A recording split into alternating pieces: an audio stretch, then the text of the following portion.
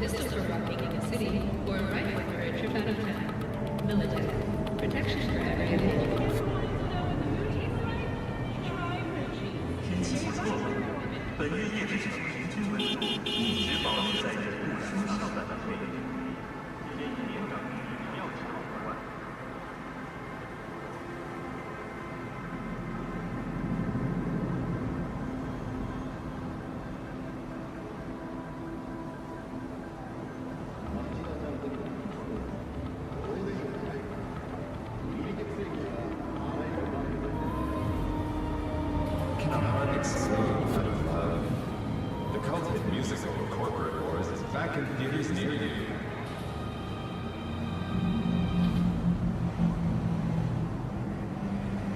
오늘 공개 오염 정보는 자주적입니다. 노약자 여러분, 양해 이름을 자제하시기 바랍니다. From the very first stage of food production, we bring bioquality that even Mother Nature will try to freshly developed ingredients in a ton of all food.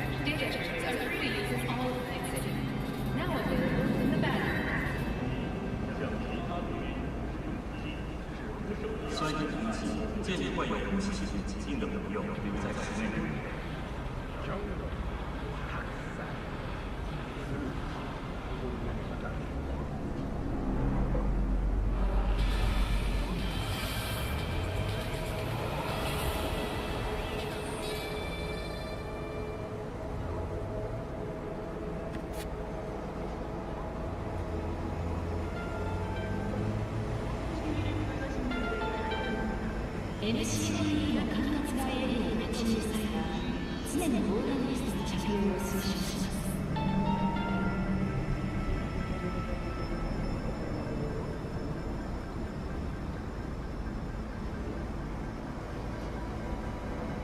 Organic food continues to be a major cause of illness. Do not eat unapproved candy.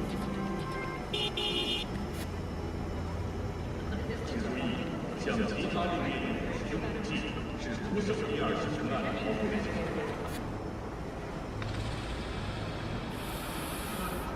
Where there's smoke, there's promise.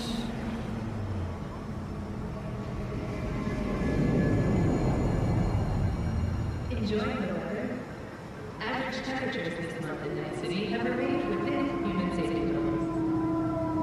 다른 전자면에서 전기를 사용하는 경우 수정한 업체 1조의 보호를 받을 수 없습니다.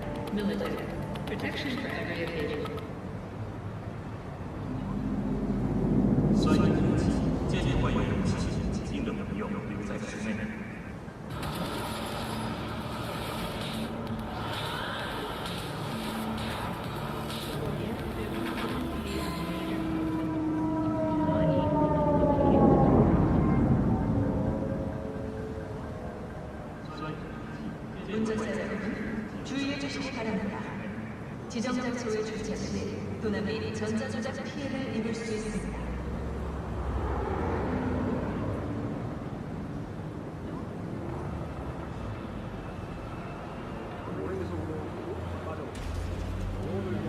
Organic food continues to be a major cause of illness. Do not eat from unlabeled cans. 今日父亲忽然拿到紫色眼镜图笔，建议年长的你不要前往户外。所有的使用武器强行操作是违法的。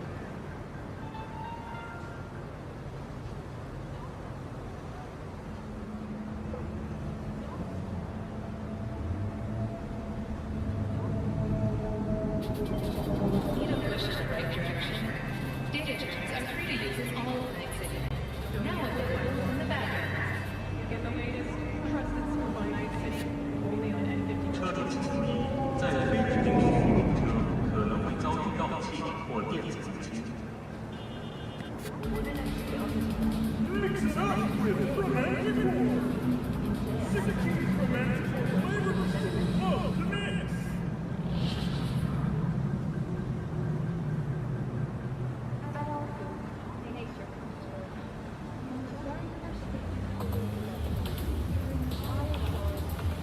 카운셀링なんてやるだけ無駄。夫婦の危機を救えるのはミスタースタットだけ。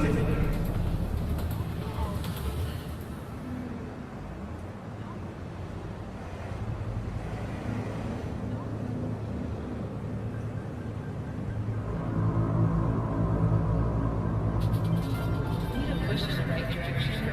Data terms are free to use in all of Night City. Now available in the bathroom.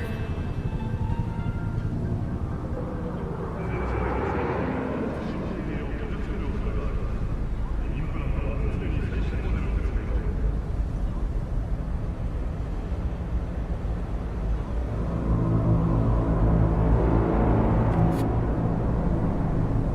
Be aware that using firearms against other road users is not protected by the Second Amendment. 나이트시티 시청에서 알려드립니다. 퍼시스터블은 NCPD 관할 지역에 속하지 않습니다. Okay, apparently my mic was off. Okay, hello everybody. Welcome back to the podcast. And I'm actually going to be calling it podcast from now on. Yeah, welcome. And there was a little modeling rigging issue. Mainly that has to do with like a little bit of a clipping on our interviewee's end. However, this interviewee is also a FLESHTUBER and is interchangeable with the model, which is a very interesting or a very, how do I say, back and forth, well, kind of situation. So ultimately, I'd like to, I'm going to put on the screen our interviewee right now. So, I'm letting you know. So this isn't a big shocker. All right. So calm down. He's going to slide right in. All right, Okami, you are live. Hello. How you guys doing? Hello, everyone. Yeah. So let's get into the intro, which I'm considering like pre-recording at some point, just to save up on like time and my mouth moisture, you know. Mm-hmm. You like to have mouth moisture, Okami? I do, yeah. A lot of There we them, go. most of the time, actually. Yeah. Yeah. Good. All right, so hello everyone, good morning, afternoon, or whenever you're watching this, and welcome to another episode of Sir, This Is an Interview, where I, the host, Him-chan, interviews VTubers, big or small, on who they are, how they became VTubers, and how VTubing impacted their lives. VTubing, where a person uses a virtual avatar generated by computer graphics as an aesthetic to do anything they want online. But to tighten the show's scope, we will be focusing on the content creators and streamers. Now, here we aim to abide by oral history methodology, so expect some level of chronology and narrative structure. But if we are everywhere with everything at once, in this session, then so be it. At some point during the interview, we will be polling community questions for our interviewee, so watchers, think long and hard for that, and beware to keep it within chat roles found in the description below. And please save them for when such section begins. If you don't save them, then we're just going to parse through the chat. The chat moves slow, so we can easily go through and look at you eventually. Finally, if there are any VTubers that wish to come on to the show to share their stories, send a message through the email also in the description below, or find it on this channel's about page, and I'll see to schedule you in. The only qualifications as of now is having a model, level of following, and experience in some level of content creation, whether it be streaming or prepared content. Now, with that out of the way, let's get to the interview. Now, how should I introduce you, Okami? At least your name. I'm thinking of maybe some boxing titles here and there, but what about you? How do you want to introduce yourself in your corner of the ring? In my corner of the room. Well, be back in. Why don't you? No, I'm just kidding. My name is Ghostly, or you can call me Okami, or Ghostly the Ghoul, whichever is fine with me. I do not mind. I recently just changed my name to Okami, just to fit my aesthetic better, if that makes sense. Because I'm really into anime a lot, and like a lot of into Japanese culture a lot. And then my friend actually gave me the name Okami, and I just started using it. I'm like, okay, I might as well. So yeah. Oh, I guess so. Mm-hmm. Do you have an opinion on Christmas in July? About what? Christmas in July. Have you ever heard of it? Or Christmas in the summer, or summer Christmas? You haven't heard of it? You've never seen Santa in swimming trunks? No, I've never. No, I mean, unless you're talking about my uncle, because we usually call him Santa. You know, but nah. It's not a sight to behold, I promise you that. Yeah, I promise you that. But no, I didn't even think Christmas could even be in the summer. Yeah, it's like I don't know. I think it originated maybe in the 50s or something, but it's fun. Do you think Santa should be in summer, or should be a summer icon? In my opinion, maybe. Nah, because I'm not one to enjoy summer. I actually despise summer. I'm sorry for all the summer fans out there. I hate with a burning passion summer, because I'm more of a fall kind of person and a spring. I love the spring and I love the fall. Neither of the winter or summer you go catch me lacking, because I don't like it. It's too hot. I get even darker. I don't want to become charcoal out here. You know what I'm saying? Like, I got that. Right? It is too much. So imagine if Santa being a summertime icon instead of a winter icon. How could that work? Because one, he could be sweating his ass off, or he could be smelling his his BO, or maybe cotton candy. Yeah. You know, like if he's sweating, do you think he smells like cotton candy? Or maybe I think so. Cane? I mean, like, I remember he had the stories go that he smells like gingerbread and gumdrops. So maybe he'll just smell like. If he smells like gumdrop, I might have to eat Santa. I'm not gonna hold you. All right. I'm gonna have to put that as another tag in our interview. Okay, Vorophilia. Okay. So, you're into crochet? You told me. Yeah, I'm just still baffled by the fact that you can. If Shannon even became I want to know what's your opinion on that actually. Do Eating you think Santa it should be a thing, or? Wait. I mean, like, it's fun. It's a fun little summer activity, you know. It doesn't hurt to do a little Pollyanna from during the summer, you know, a little gifts exchange, a little bit of barbecue.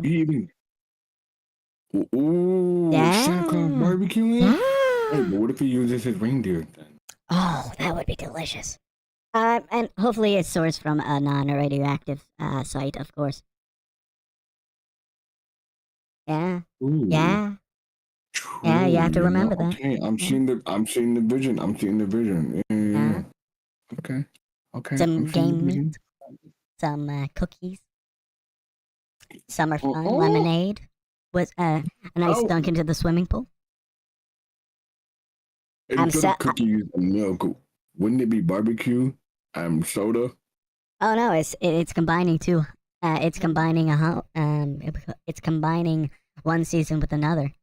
So. Oh wait, then again, if you can of course incorporate like gingerbread spice into a barbecue sauce. That would be great. Ooh, Yeah. that would be so delicious. Yeah, I mean nutmeg and allspice. And yeah, that might be a little bit of a strange add-on to like pork ribs or short ribs, but you know, it's all. I think it would be short great. ribs are so Oh good. yeah. So Yeah. Oh, I always get them when I get sushi. I always get beef short rib when I eat sushi. Yeah. Have you ever considered beef short rib sushi? Yes. Oh. Do you enjoy sushi? I do. I've opened my mind to many forms of sushi. In fact, I've just been recently watching this fella called, he goes by like the sushi chef, and he does a variety of types of sushi. It's not Albert Hancock. No. It's Diary of a Sushi Chef. I think is a good reference of a sushi chef. I might be shoving his at in the thing or in the chat right there. He pretty much expanded my mind to sushi as a dish. And yeah, I'm kind of just like the quote unquote magic of like sushi no longer affects me. To me it's a good food. It's good food to like be creative with, as with everything. Divine. It's divine in so many ways, I promise you that. But what I will say is though, have you ever made your own sushi? Oh yeah. I've even made ramen sushi. Oh yes. This is why we're gonna be best friends. Yeah, exactly. We're gonna be sushi pals. Instead of pen pals, it's sushi pals. Oh my goodness, yes. I love sushi with a great passion. I made recently I made sweet and sour chicken sushi. Oh, nice. I didn't even think to include sweet and sour chicken into sushi roll. It is bomb as hell. And now I kind of want to try General Tao chicken with sushi roll. Oh yeah, I'm betting it'll be great. Let's see. Ever made I think this is am I thinking of the right word? Firecracker sushi? I think it's no dynamite sushi. It's pretty much regular sushi, but you just top it off with a baked fish salad. You pretty much mix some mayo and sriracha and toss seafood in it. Preferably like the pollock or fake crab pollock. You heat that up, you make it nice and crispy, and then you top it all off. Oh my god. Okay, I'm getting the sushi hacks right now. Yeah, okay. exactly. And if y'all want to know a little bit of sushi, the Diaries of the Master Sushi Chef is in the top chat right there. I highly recommend it if you ever want to try out sushi or try out making sushi. It's bomb ass.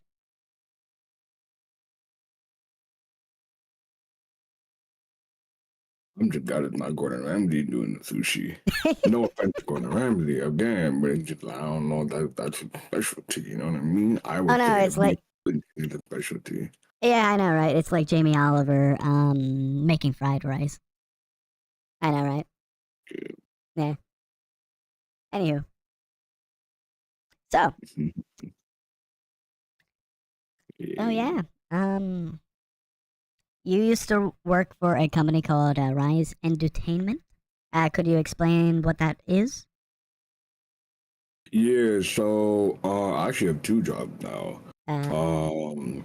Yes, I will be leaving Rise. Unfortunately, I will have to. But Rise Entertainment is basically a company that's based in Toronto, Ontario, where we do advertisement and we actually do coaching for artists in Toronto. So that we're talking about musicians in Toronto, I should say. Sorry. And basically, what you do is you get around in a whole workshop slash interview for artists in Toronto that want to like come up and actually, try to get their name out there. So what we would do in Rise is that we would record the workshop and the coaching for the artists, but we would also do advertising for them and promotion. So what I did 2 jobs for the price of 1. Normally you're supposed to do just 1 role, but I was doing like 3 or 2. So I was an event coordinator, which basically means that I would have to schedule events or venues or shows for the artist to be able to go to. And I was a social media marketer or promotional person. Yeah. So I was doing that, and I was also doing like video production as well at the workshop and at the job. So I was doing like 3 things.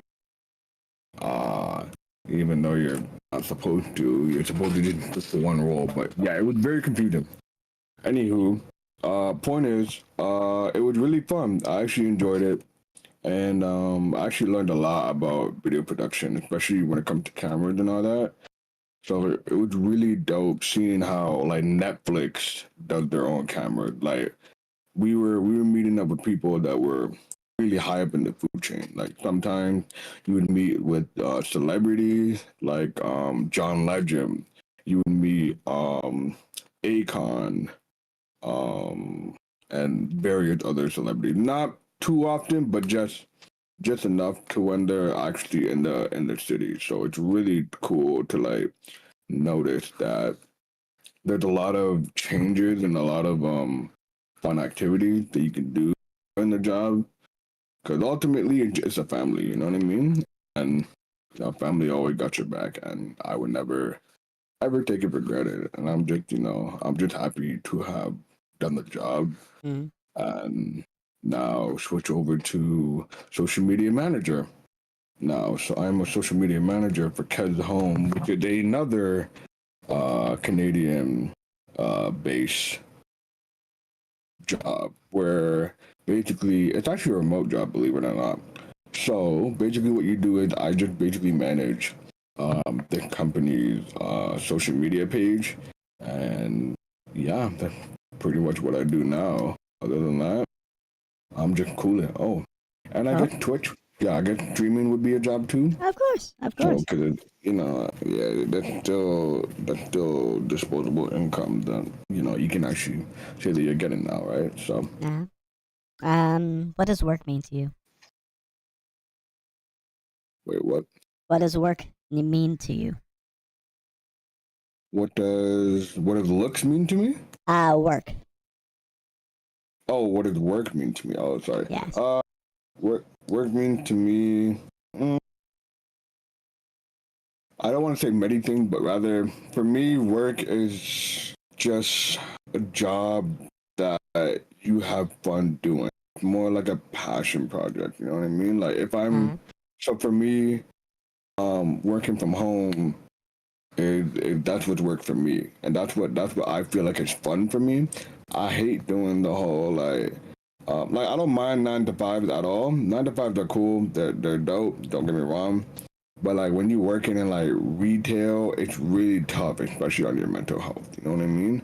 So I I live it. prefer doing Yeah. work from home jobs. Yeah, and then instead of just doing all that and everything like now, there are some jobs that you can do that won't stress you out in person. That's cool. You know, if you can do that, by all means, go ahead. You have my props on that because I could not. I used to, but God no. I've been in the food industry as well. I've been in the retail industry. I just hated both of them because of how poorly you're treated. You know what I mean? To them, you're to a corporation. You're just a number. Yeah. But to yourself, you're you. You're unique. You know what I mean? So for me, work is something that I hold dearly. It's unique to me. What am I doing that can show, my personality and everything? So for me, I feel that work is just an everyday thing that you can wake up and like, you know what? I'm not tired today. I'm not tired to go to work. I'm like, I'm not. I don't want to go to work. You're just like, you know what? I'm fine with this. I'm fine with going to work. You know what I mean? It's just accepting where you are. So, yeah. And when did you start working at Rise Entertainment? Rise Entertainment. The last time I worked with Rise was what month are we in? July, so it was a week ago. Was my last shift? Yeah, I finished on Friday. That was my last shift. So now, all I'm doing right now is just the social media manager, and I'm just like handing in my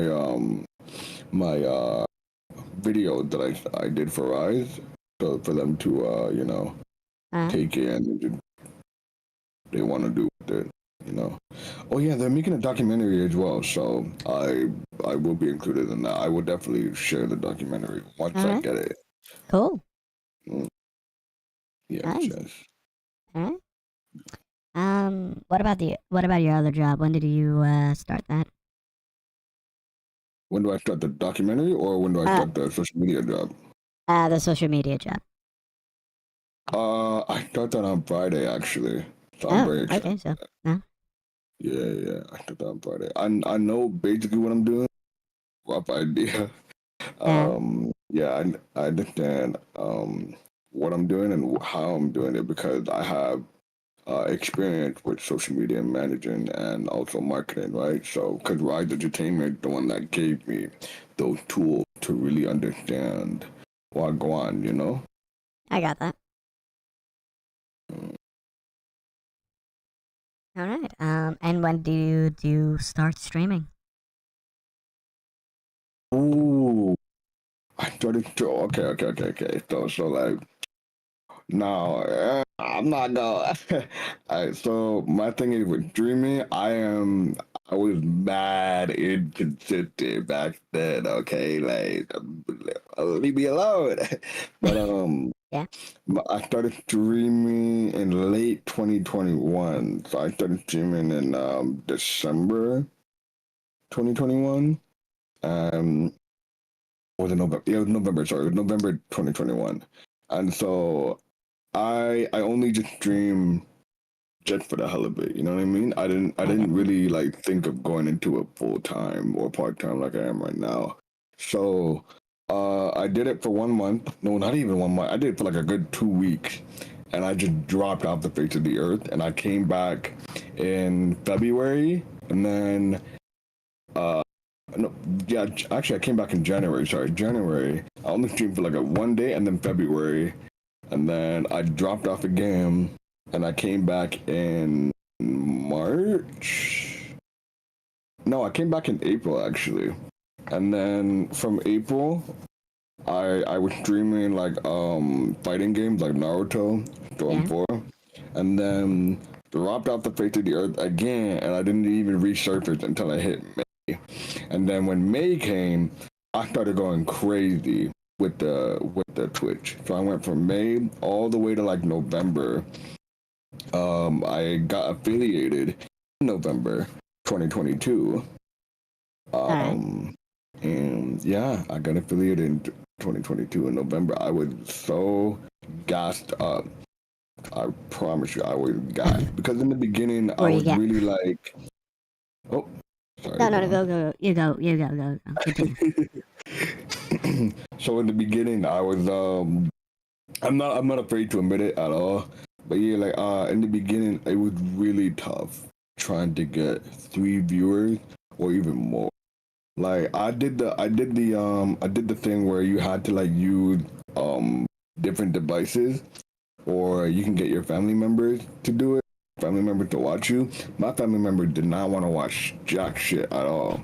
You know what I mean? They were. I wouldn't say that they're, rude about it. No, it's like just to them, it's not really like a job per se. It's more like something that they think that you're lazying about, which is sad. I know that's the traditional parents that I have.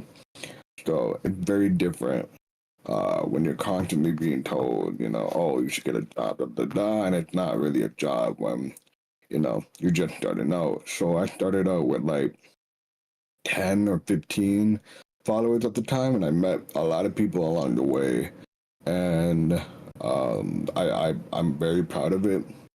And the thing is that what really made me different now than back then was if I really were to learn what I would do right now instead of back then, is don't do the whole follow for follow thing, that follow for follow chain on Twitter and Twitch. I did that. But I didn't do it as consistently enough to like really like go down the rabbit hole. Like there's a lot of people that are like addicted to that type of behavior, you know what I mean? And it's sad. It is sad.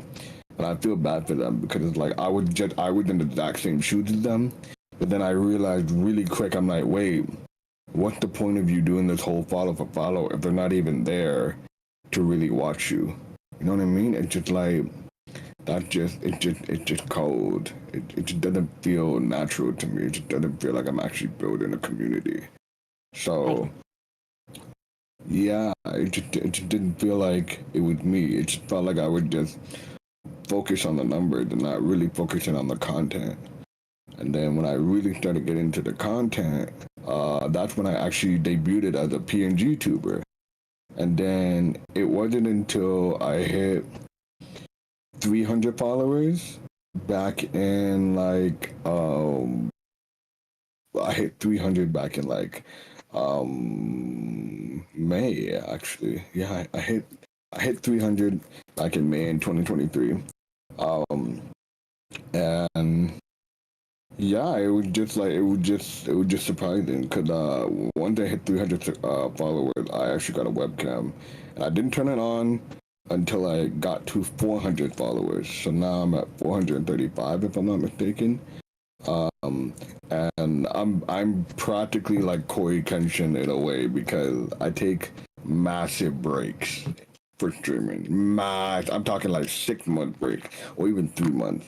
Like I'd be so consistent from like May to November, and you would never see me again until like May 2023. And that's literally what I did. I literally streamed from like May 2022 all the way to November.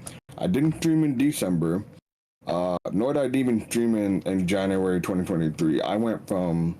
I streamed back in April actually 2023, and I've just been on the rise from then on. So right now I'm just trying to get my content back up and more just have fun, and now my community is known as like a hater gang because they just hate on me, and I love that.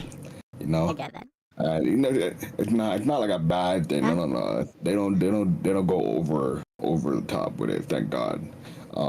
But it's just funny to me because like I do deserve it a little bit. Yeah. And now they play words on my name now. They're like, oh, your name is Ghost. Your name is Ghosty because you ghosted us. I was like, oh no, don't say that. I hurt my feelings, guys. No, don't say that. That's harsh. I'm like, but it's so true. It's true. I do, and I feel bad, but at the same time, I don't, because that's just me, because I'm always, taking mental health breaks and everything. I'm just like, mental health is perfect. They go understand that. And they do, obviously. They just miss, I got that.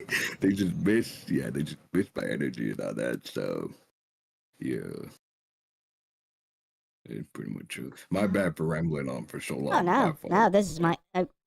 I'm telling you this like I tell with every other person on this cast. You are my bread and butter. Less talking on my part, the more talking on your part. Is So yeah. Why did you stream? Ooh. Oh, that's a hard. That is ooh.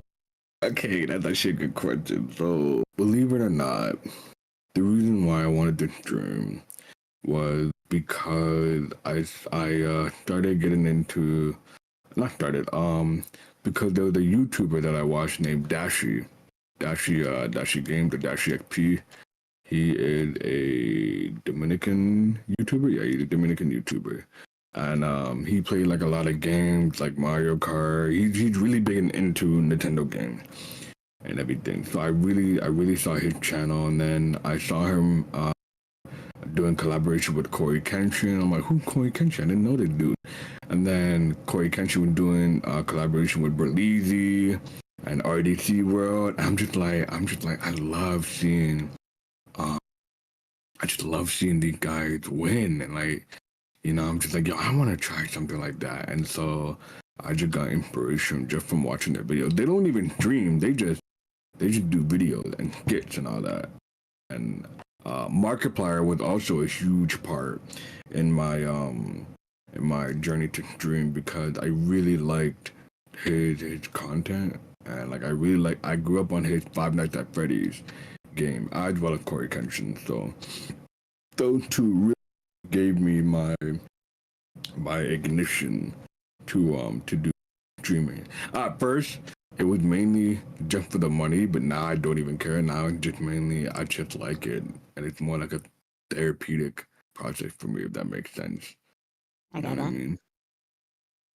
Right? Like, I don't even think as streaming as like a yeah, I know it's a job, but it's like, for me it's therapeutic. Like, I just like streaming now. Like, before it was just like, I'm like, oh no, I gotta do this now. I gotta be consistent. I really gotta start grinding. I'm like, no. Like, now it's like I actually have a lot of fun grinding and actually like showing people what I'm made of and everything. And it's really fun for me to just stream. And yeah, I owe my life to these YouTubers. You know, I'm just glad to give it a shot and see where it takes me.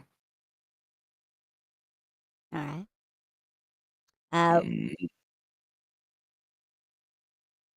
If that's the case, how would you describe your style of streaming?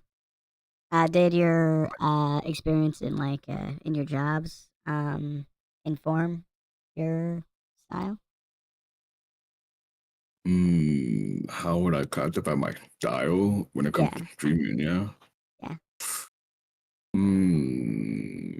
There's many ways you can interpret this, really. So, my style streaming, that's a good question, yo. I didn't even think of that. Hold on, I'm gonna need like an example or some, if you can, please. How do I say? More or less like the feel of your stream, if that makes sense. How do I say? How you interact with chat, how you express yourself on stream, the elements in your stream. Okay. Yeah. Okay. I'm over here thinking it's mad deep, like, oh, Yeah, I think you be wearing on stream. I'm like, clothing, what? Nah. My style mainly is I'm very energetic, but also laid back in my stream. So my stream is very different than your average streamer. I'm not saying, like, oh, all these streamers are, are whack. No. What I'm saying is that for me, I go like above and beyond. You know what I mean? Like, I'm too crazy on my stream. Like, we're doing dancing, we doing freestyles, we doing like fashion shows and all that. You know, sometimes we doing reactions, like we're doing so much in my stream, and I'm supposed to be playing video games. I'm supposed to be playing video games, and yeah, I get so sidetracked by my chat that they just want us to do different things, and it's fun, but it's so bad as well. So recently, what I mean by that is like, normally I play horror games. I'm known for doing horror and everything because I get scared very, very easily. I hate it. That's also why I love it. You know what I mean? I get scared easily, and they also love it too. And I feel like, you know, because of that, we just have that bond, that connection, you know what I mean? And with this whole webcam that I have now, and also when I do VTubing, I feel like that connection is gonna grow ever more stronger and everything, and my style is just gonna keep on evolving. You know, I also want to do more than actually no, yeah, I basically do a variety of things. I don't stick to one category yet, but I mean, mainly I stick to horror, yes, but I also do like action games or even soul-born games or even first-person shooters. You know, I'm kind of OD in some shooter games, but not Valorant, unfortunately. I'm so bad at Valorant. Oh my days, I'm so bad at Valorant. I can use my controller, but you're not supposed to Valorant. But it don't bother me. I'm just saying, I'm not really cheating or nothing. It ain't really taking the experience away from me personally, but yeah, my style is mainly just unorthodox. I'm pretty much all over the place. Like you can never get the same stream all the time. Like yeah, we can play the same game, but it's gonna be a whole different stream.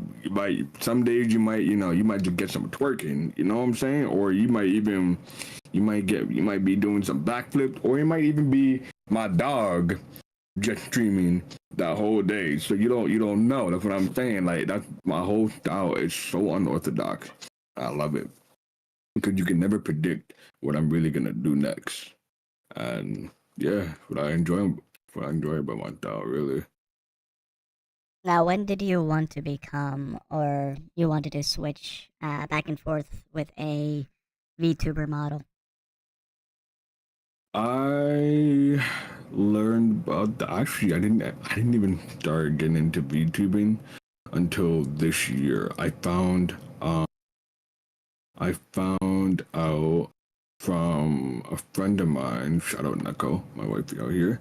She introduced me into VTubing and everything, and I understood what it was. I'm like, what the hell is VTubing? That's basically virtual avatar. It's so cool. I've always seen it. And then Kenji was also a VTuber that I've seen. That was like his model was so dope. I'm like, yo, I would love to do something like that. And then I just started getting into modeling and rigging. I don't do the rigging myself because oh my god, that is so difficult to do. But if you really put the time into it, you can definitely do it by yourself. Now, would I say it's better to do it by yourself? 100%. If you don't got the cash, definitely learn it by yourself, realistically. And other than that, yeah, I just like VTubers are like really cool, and like now they're getting even more bigger than ever, and I love that. You know what I mean? I just love seeing them on big screens now. I do wish, you would see them more in Canada. You don't really that often. Like, I don't see them in, like, Toronto as often as one would. I mean, then again, who's really out here paying on billboards? You know what I mean? Just to be a big, I personally wouldn't want to pay $500 just to put, my bill there. Because our money is very different. Because I know if I were to go to New York and I wanted to put my VTuber model at like a little promotion for like what 15 seconds or 15 seconds, that's like $300 over there. That is crazy. Over here it's 500. I'm like, nah, that's robbery, bro. That is highway robbery. So yeah, other than that, yeah, I just love doing it. And now I enjoy alternating between the two because sometimes, some days I'm like, okay, we're not gonna do the model today, but another day I just might You know what I mean? So you never. That's why I'm saying you never get the same thing all the time. It's always unpredictable. So, whoop. I just feel like if life is unpredictable, why can't you be unpredictable? You know what I mean? I got that. Yeah. Were there any VTubers that inspired you, or is there any like VTubers that you Yes. grew up on for? Go ahead. Yes. My VTuber mother and my VTuber mother and father. Shout out Zakos and Lumi. Yes, two of my favorite VTubers ever. They're also streamers as well. And Zekos is actually, I wouldn't say he's a huge pioneer. I feel like he's a pioneer in the VTubing community. And everything, because his videos really did help me out when it comes to learning what VTubing is and like how to do it and all that. And like what to do and how to grow as a VTuber and everything. It was really dope. And then Lumi, my VTuber mother, she had been godsend when it comes to making my model. She was the one that made my model for me, actually. And she's the one that made my Mac and everything. And now I wear that Mac as a means to, incorporate their brand into my life. I want them to know that even if you don't see the full logo of what my Mac is, it shows them that they'll always be a part of me. You know what I mean? And I will 100% dedicate my entire life for them. And I want to see them grow as much as I want to grow too. So that's why I wanted to incorporate their brand onto my VTuber model. And yeah, I still do that. So it's been very fun. And I just can't wait to see what the future holds to continue. You know what I mean? Yeah. Why did you choose Twitch over other streaming platforms? Man, that's such a good question, but I'm so sad because I wish I chose Kick. I wish I chose Kick, but the reason why is because Kick wasn't even a thing back then, right? Twitch would I was seeing that Twitch was like the platform to go for streaming as opposed to YouTube, because I didn't have enough followers on YouTube in order to even do streaming. Like this was back then when you actually required a number amount of subscribers that you needed on YouTube in order to stream. So you couldn't really just stream just like that. You know what I mean? Streaming was mainly used for those that had like 1,000 or even more. Now there is no curriculum. There is, but it's not like as strict as it used to be in the past. So thank God. But yeah. So my thing is that with Twitch, I was told that it was really good. It was really cool. It was. I promise you. Back then, you're not gonna have nobody. I'm not gonna second guess it. I actually did like Twitch, especially when they had the hosting feature. Oh, man, I was so upset when they took out hosting. Now, hosting is basically when you wow, I said basically twice. Good job. When you share your screen, well, not my screen, but like if you're sharing someone else's stream, all your viewers get notified, like, oh, go see it live. Ha, psych! No, he's not. You're actually showing your best friend, your grandmother, your uncle, your auntie, whatever. You know what I'm saying? Whoever stream that you're hosting, your viewers can see that, and every time a viewer goes into your stream, they're actually going into your host stream, which is really cool. So I would host like my sister, shout out Summer. I would host her back then, and a lot of my viewers would go into her stream. And when I'm not streaming, I would just host her channel, or I would host someone else's that I know that I'm really close with. It was really such a great way to like really open up networking. It was really great for showing that you actually care. Sorry. And yeah, it would just really great to be able to see that discoverability and like really show that, you know, you're being, you know, your personality is really dope. I want to show that to more people, especially my subscriber base. So I'm like, okay, why not do that? And I mainly just got into Twitch just because of that. I mainly got into it for the rating. I mainly got into it for the community and all that. But now, oh man, Twitch is so difficult because now they're just being dumb, in my opinion. Like they are just removing features. They're cutting your check in half. Like it is not great that I'm out here, you know, losing more pennies than I'm gaining my pennies. You know what I'm saying? Like, yo, run me my peas. Like, what is going on? But yeah, it just sucks. Now I'm just like, man, if I did Kick, I might go crazy. But I can't do Kick yet because one, I have my family on Twitch. I have like 40 followers. I'm not just gonna leave that and just start all over on Kick. Nah, that'd be a waste. That'd be a waste of time, really. You know what I mean? So it's like you just have to bite the bullet. And then what I'm thinking is when I get bigger, I'll be able to make the transition to Kick a lot smoothly, or I might even just do YouTube, honestly, because the way Kick is moving, I don't know, you know what I mean? Like it's kind of oof. It's kind of, you know, they're on a tightrope right now, and Twitch is they're just dangling right now. They're just dangling, hoping to, you know, they're losing a lot of their big time creators, and it's like it's only a matter of time before they don't have any. And if they don't, I'm like, okay, I'm thinking maybe small time creators can profit off of this. So that way, you know, all of us small creators can like actually get big on Twitch if the big creators leave, you know what I mean? I'm thinking, oh, okay, that'd be cool. But yeah, that's just my thing.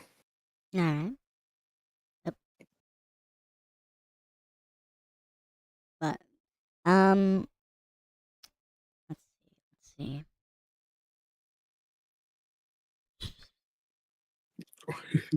I just went away for a second.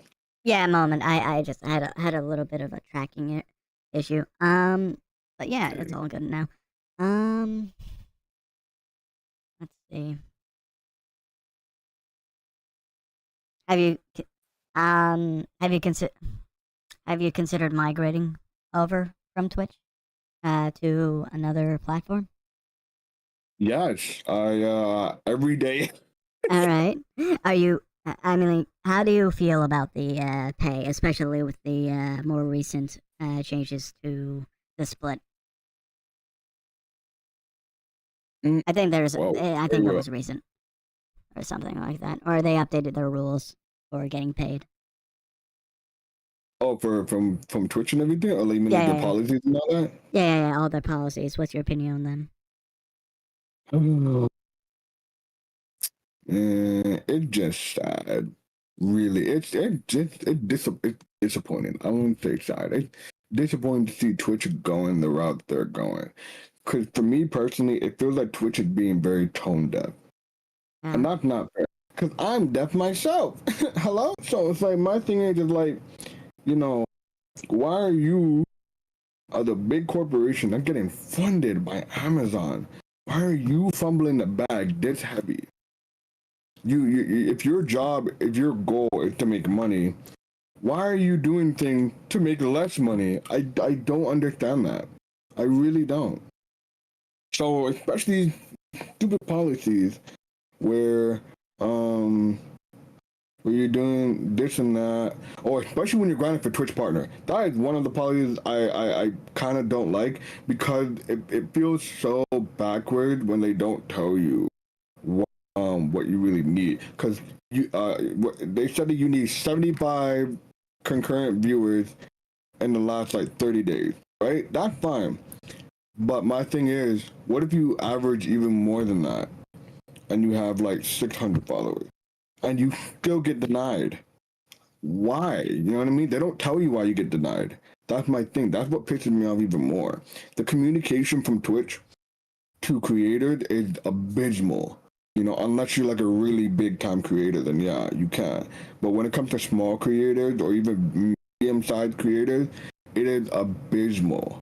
Hoping, you know, that you don't get your jaw rocked if you play one song or even losing out on money like that. It's just not fair, personally. And Twitch policies just really need to do better, and Twitch needs to do better in general, because you have Kick literally doing better now, and instead of, you know, smartening up, you're like, nah, we're just gonna dumb down even more. Like, yo, where's the logic? Where is the logic in that? So I definitely don't stand with their recent policy changes. It just whack to me, because now you're just hurting the smaller creators especially and everything. So and I just really wish that the discoverability would be way better on Twitch. YouTube is okay, it's good, yes, but you have to be really consistent on YouTube, and especially on TikTok too. But with the Kit, I'm not too sure if the discoverability is better. Excuse me, I'm pretty sure it is, obviously. Otherwise, if it wasn't, everybody would still be on Twitch, right? Mhm. So there is that. And you mentioned that you attend college, correct? I'm a what now? You attend college, right? Yeah, Or- yeah.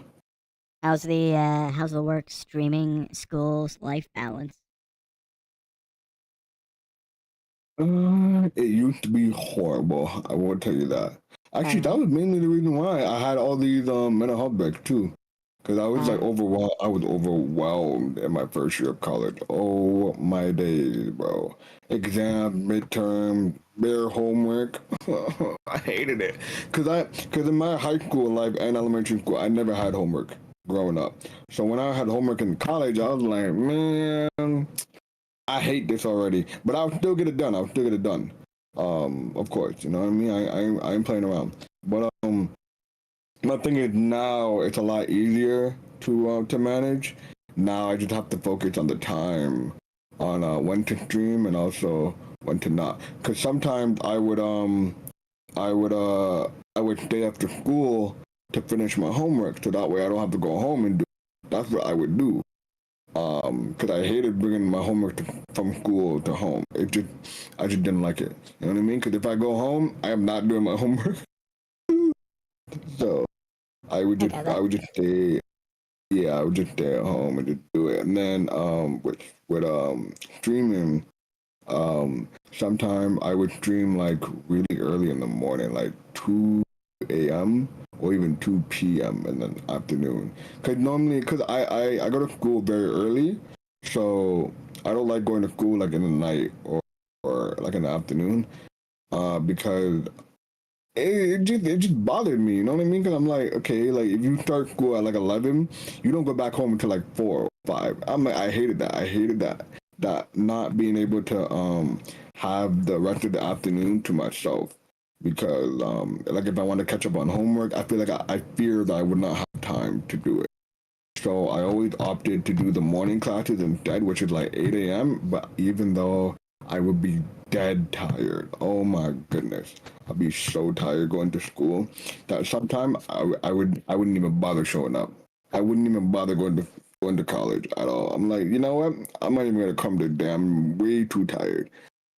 And I've never been in trouble for it. It's never been a bad thing really. It just I just never miss enough to really like fail, you know what I mean? So I got that. Have you ever experienced burnout? yeah, bro, every day, man, every day I be experiencing burnout. It could be burnout from literally cooking or even looking outside. How you have a burnout from looking outside, bro?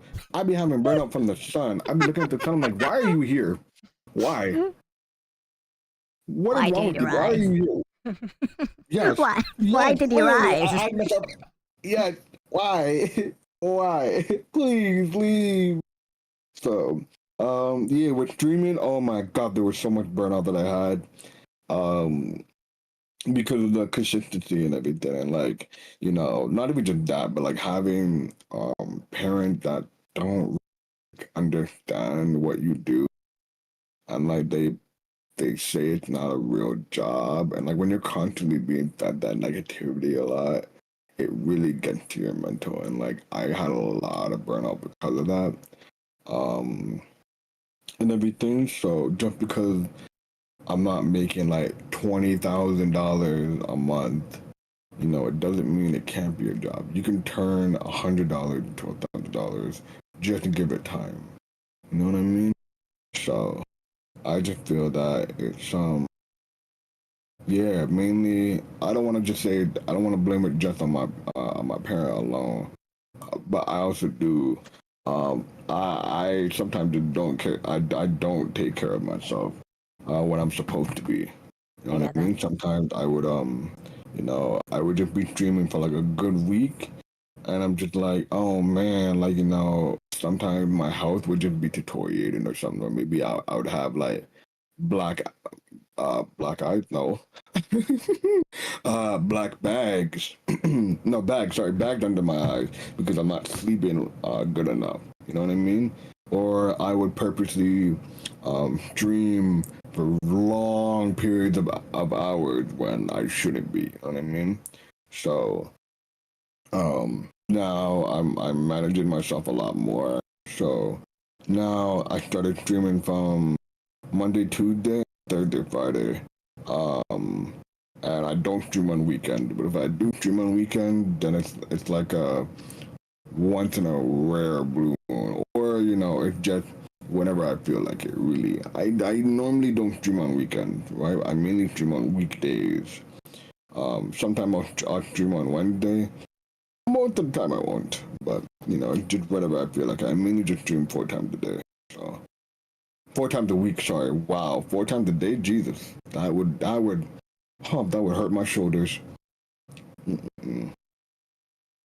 But yeah. Alright. Alright. And how do you usually handle it, or how do you get out of burnout? Rage rooms. I Rage got rooms that. would help. Yes, rage rooms would help. Oh my goodness, getting angry. I may know what they are, but could you explain what that is? Yeah, I can definitely explain it more. Don't worry, don't worry. So, for me personally, listening to music really helped me. I listen to a lot of different style of music. Lately I've been getting into trap metal, or even just, or even just trap. I don't even know how to categorize this artist because he's really dope in what he does. He's very versatile too. His name is Scarlord. I'm very big on his music for sure, and it's a lot of like screaming music, but it's not also screaming music. Like he does a lot of rapping as well. And if you really give it a listen, it's not just him screaming. Because a lot of people, when they hear Scarlett, they immediately think, oh, it's that dude that screams a lot. No, no, no. He actually doesn't scream a lot. In his latest music and all that, it's really cool. But other than that, I mainly listen to him, and that like really gets me going. And like I do workout as well, here and there. Not as I don't work out as too much as I used to, but I yeah, like just doing those kind of things. Ooh, my number one thing for really getting out of burnout, crochet. Just do crochet. You might as well. It does hurt my fingers. I will tell you that, because the amount of times I pricked my hand or my fingers, it is abysmal. I promise you, it is horrible. The amount of bandages I had to wear, gee. But yeah, I just like doing crochet, and like it's very therapeutic if you really have if you're really overwhelmed Do Yeah. something that you feel that would not overwhelm you as easily. Of So, course. you know, if that means, you know, you're going out for a drive or a joyride, do that. You know what I mean? Or if it's listening to your favorite music or even a rock band as well, do that too. Or even eating fruits, papayas. I don't know why you would eat papaya, but by all means, go ahead and eat one. I prefer mango, but that's just me. And yeah, just do what you feel is right for you to do, for you to be able to come back.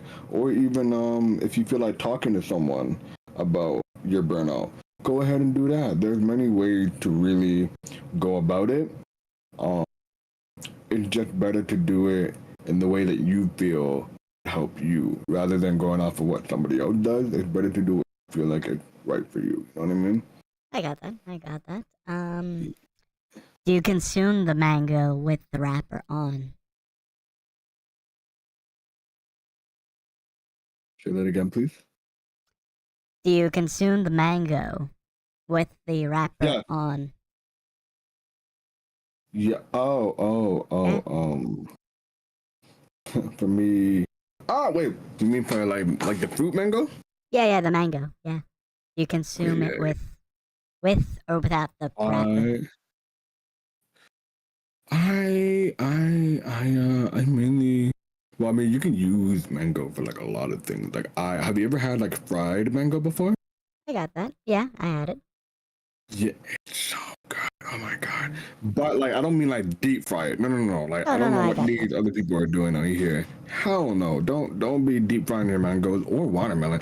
Why are we deep frying fruit? I don't understand that. I know that deep frying like watermelon, at least the videos I've seen is just a means to like have watermelon flavored popcorn. I guess. That sounds so good. Mm. Yeah. But it's like I go to a carnival and they're like, "Do you want watermelon?" I'm like, I don't know if you're trying to be racist or if you're actually selling watermelon, but if you are, I'll take it. And then you give me fried. I'm like, what is this? I'm like, this is not watermelon. This is melon. I don't know. I don't know. It's melon. I don't get it. I don't know what it is. Yeah, like they put some like strawberry pasting on it, and I'm like, it tastes good, but it's like, I don't know. Why are we frying fruits? I don't understand. It doesn't make sense to me. I don't understand. Well, if there are fried apples, if there are fried apples, then why not fried watermelon? Oh yeah, I know, but like, what about caramel apples though? Those are way better. Oh, especially fried. That's true. Yeah. I will say that they are kind of hard to eat though when you're trying to eat it. Yeah, the caramel is always. I mean, like, it's usually best. Yeah. It's usually best when like the caramel's like thin and hard rather than like thick and chewy. So like you're not you're not trying to you're not like a feral animal trying to rip a tough piece of meat out of a leg or something. Agreed. Yeah. Agreed. Yes, I wholeheartedly agree with that. Mm. Oh yeah. Also, it's the hard caramels like very like it's nice, especially if it's salted and such. It's like crunchy in addition to the all the to the how do I say sweet insides of a regular apple. Really? Yeah. Hard outside, semi-hard inside. Combination of salty, sweet, and super sweet. Wow. I'm more of a sour apple kind of guy. I like my green apple. No. I'll take that as well. Oh yeah. You need nuance. Nuance is beautiful. Right, I agree, bro. Oh my goodness, yes, green apples are like the best in my opinion. Like I'll eat a red apple, fine, bro. I'm only. It's like when you get a variety pack of chips, where you see Lay's, Doritos, and Cheetos, and Fritos. Now, normally you would eat the Fritos last, but some people actually eat Fritos first and then eat the Cheetos last. So that's what I'm saying. Like for me personally, I would rather eat the green apples first. But if there's, if there's red apples in the pack, then I'm like, okay, I'll eat the red apples last. You know what I mean? I'm not really a big fan of them, but I'm not gonna see them go to waste. You know what I mean? Exactly. Another thing I hate about apples is the worms. Why, as an apple, are you harboring worms? I never encountered a worm in my apples. Never. You never encountered worms in your apple? Nope. I think that sounds like a Canadian thing. Yeah. Have you ever eaten a bruised apple? Yeah. It's not particularly a pleasant sensation. I usually like either eat around it or just take a bite out of that area and spit it out. I agree. I don't understand what these apples be doing. Like I'm thinking maybe they in a fight club or something. Because I'm like, how are you getting all the battered and bruised up like this? Like, what happened? You know what I mean? But yeah, go on. You're about to say something. My fault. I was gonna say, yeah, that's coming from a person who used to peel an apple before eating its flesh.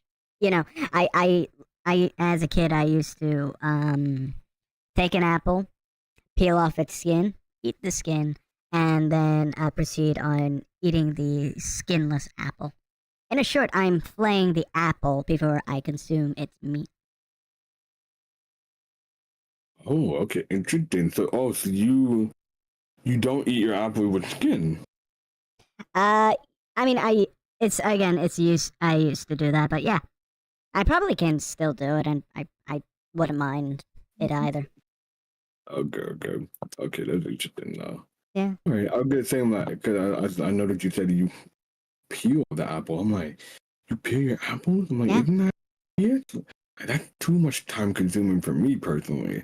I mean, I'm gonna say, I'm gonna ask, are you like the type of person like cut the crust off on your bread and all that? Oh no. I mean, like if there's like soup. Okay. So if I have like a little bun or like a roll, I'll do that if there's soup, so I can stretch the bread, and dunk it over and over more often into the soup than anything. But no, I don't cut the pizza crusts. I don't decrust my bread. I'm a crusty cat. I'm a crust cat. Okay, no, that's okay. That is okay in my book. For me personally, I don't cut my bread either, but I've know so many people that be like, "Mom, don't forget to cut the crust off my bread, my peanut butter." I'm like, "What? What do you mean? Why? What, bro? Just eat the bread, bro. Just eat the crust. It is not a big deal." It's like it's a big deal to me. I hate it. I'm like, the crust tastes weird. I'm like, you clearly don't understand what it's like to eat bread, because I don't know, eating bread it's not that difficult. I even go to the point where I eat the duck part of the bread, which is basically like the back part of the bread, where it's not even.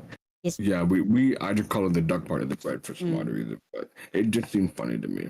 But yeah, I just eat that. I eat that too. No problem doing it whatsoever. You know what I mean? I love peanut butter too. Love peanut butter. That's just me. Yeah, I'm the kind of person who doesn't mind a little crust in his bread pudding. Right. Yeah. Right. Do you eat pudding? Pudding in all variations. It doesn't end with bread. It continues into custard. It continues into meat. Have you ever had scrapple? Have I ever had what? Scrapple. No, what is that? It's everything from the front of the snout to the back, ground up into a paste, seasoned very well, and usually fried. I've never had it before. No. It's a meat pudding. It's a Pennsylvania Dutch delicacy, And yeah, I would recommend it.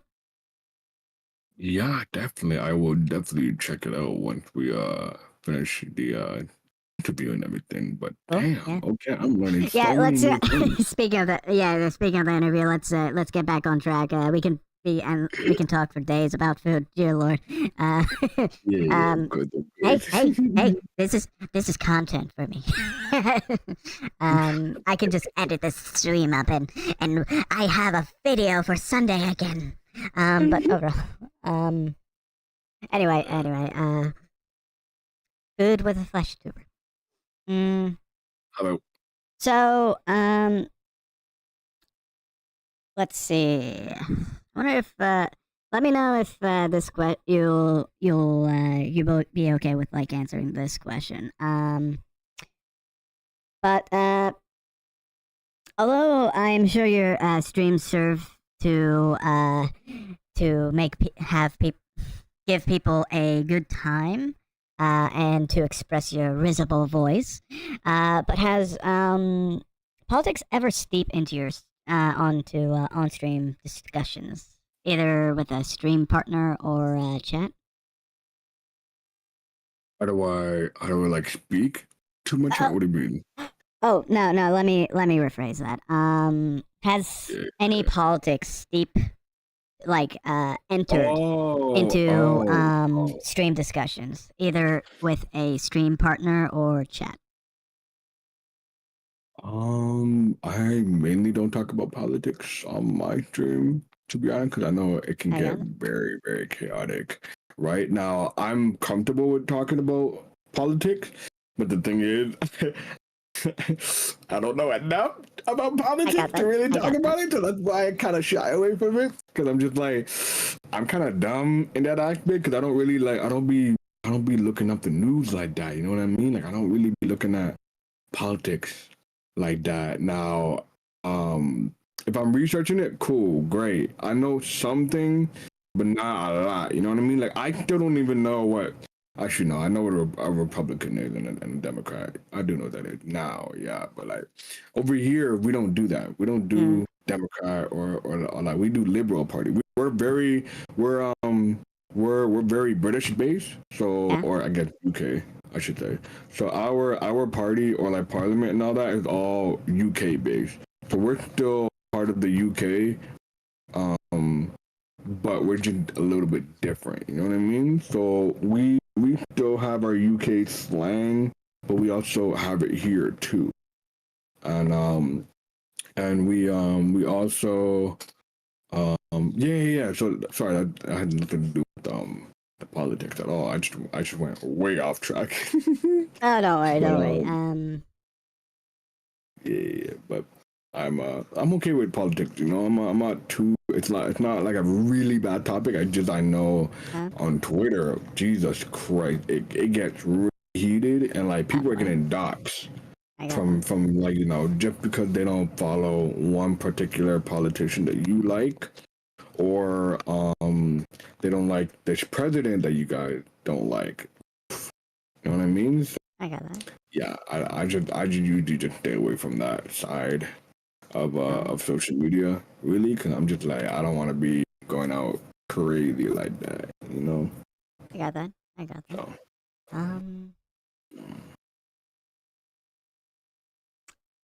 When did you hear about VTubers? I know you answered this a while ago, but is there like a like a date and time that you can provide? Yeah, so when I heard it was once upon a time. When I was I'm better than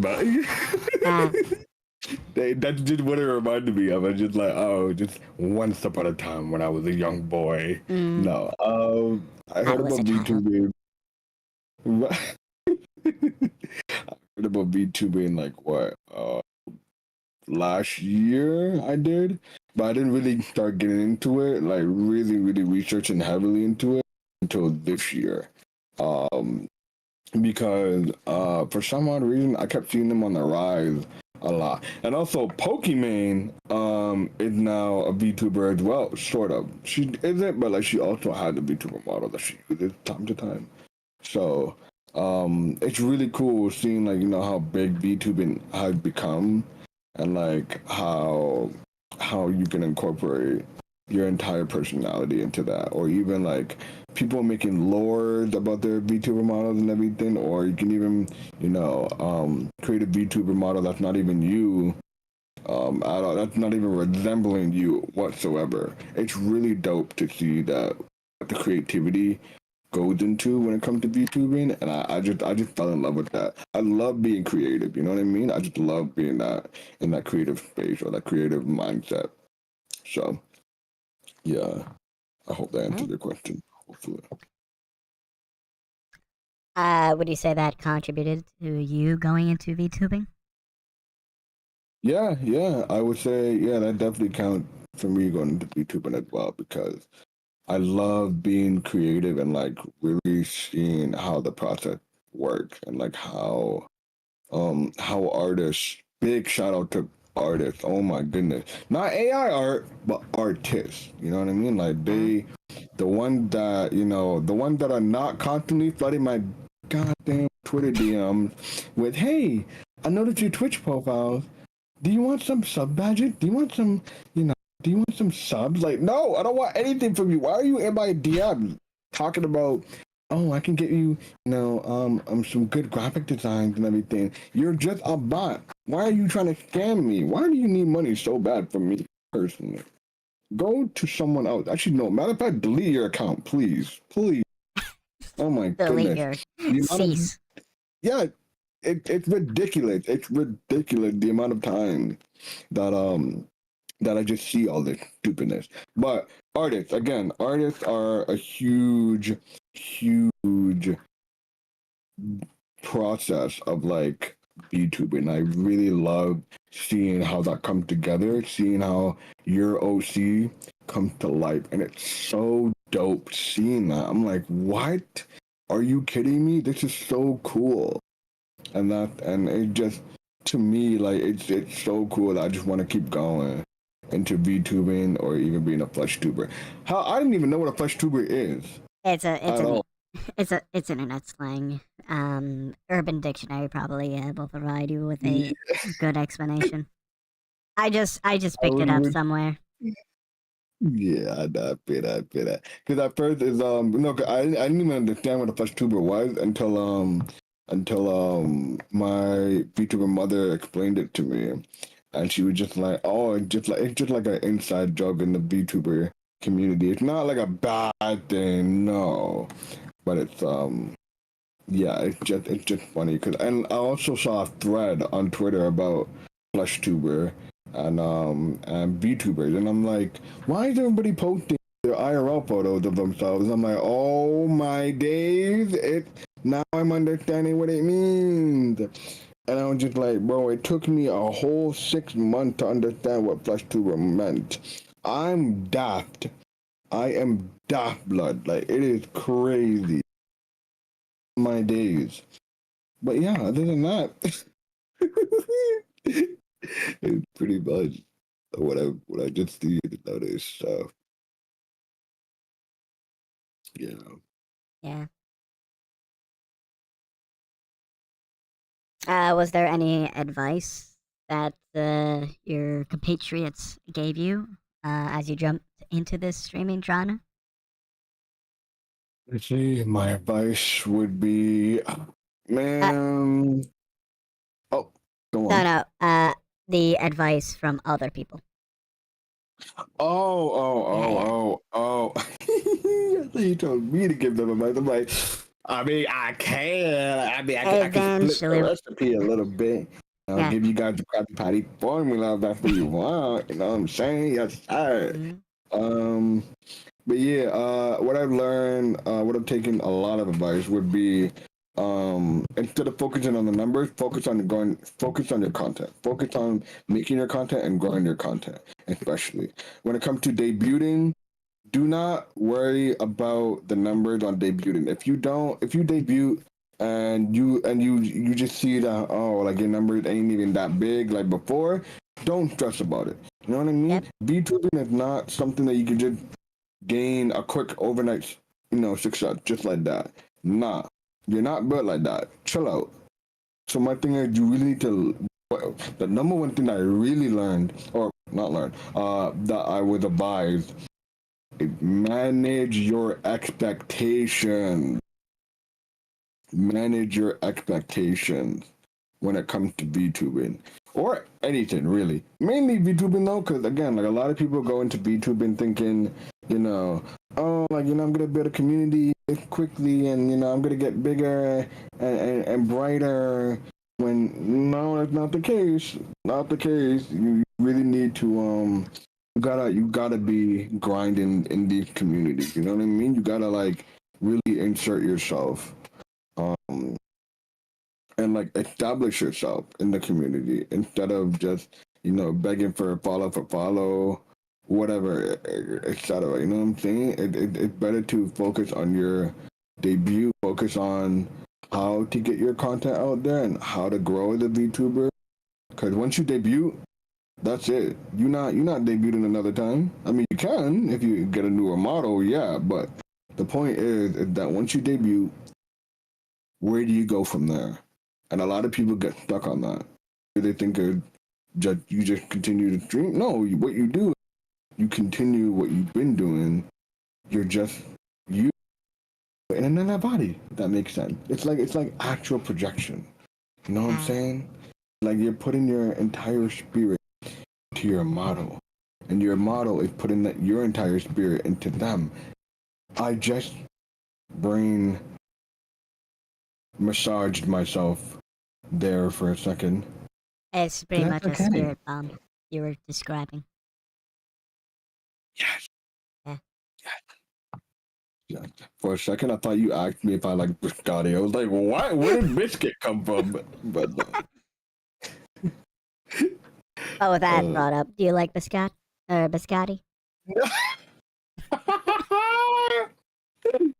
actually do. I actually love baby cookies, bro. I love baby cookies.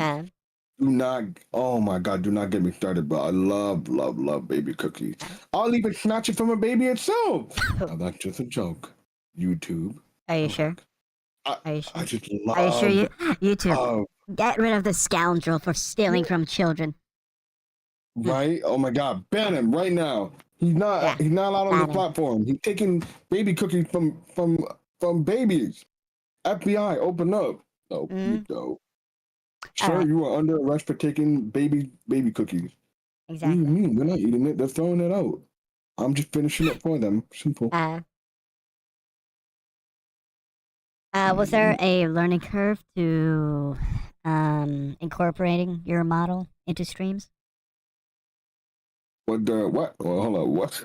Hold on. Let me rephrase that. Was there a learning curve to understand how streaming and VTubing worked?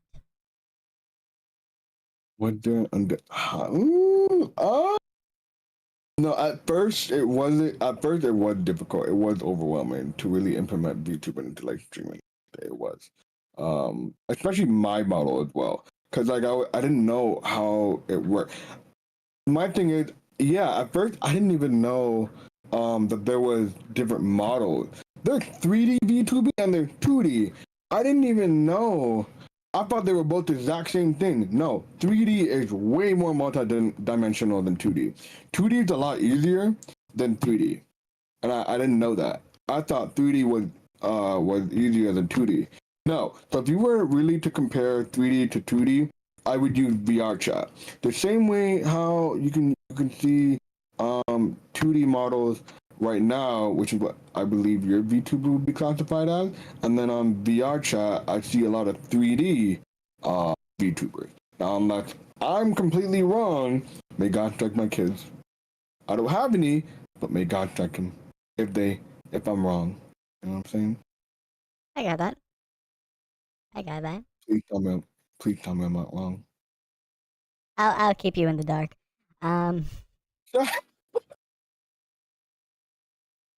love that. Evil and mysterious.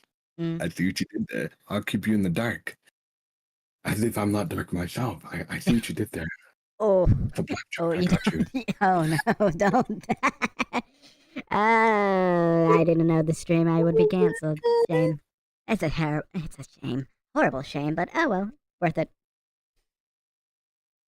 Man, I love water. Who made your model? Lumi. Can you? VTuber. I can. Yeah. Yeah. Can you send her at real quick?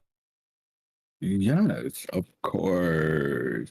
I'll post it in the Yes. chat. So this is her.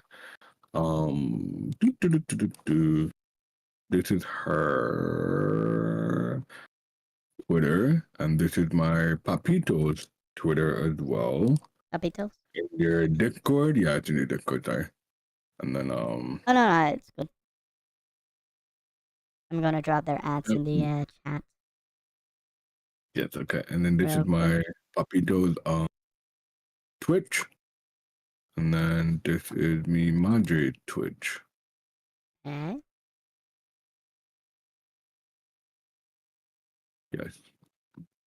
So they are both W's in my book.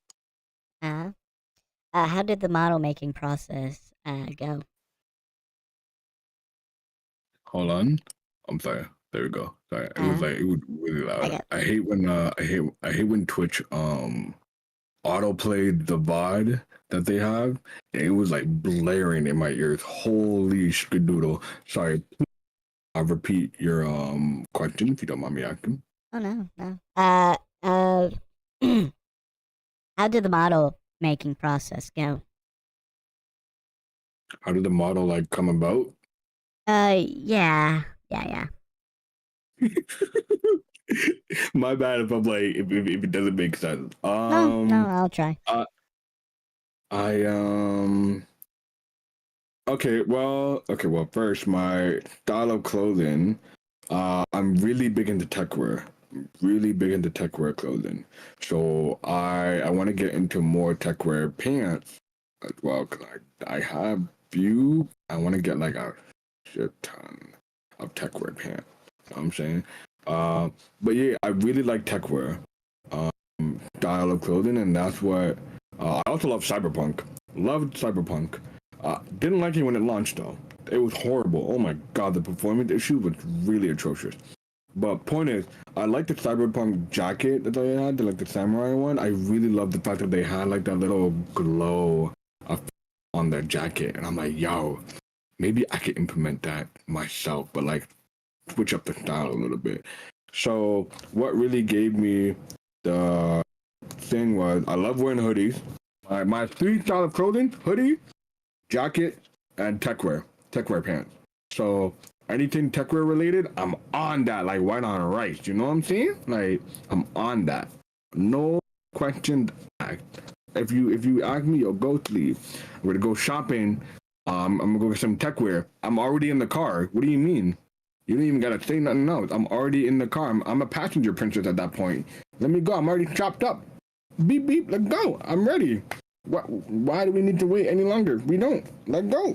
Techwear. I love techwear. And because of that, I love the color purple.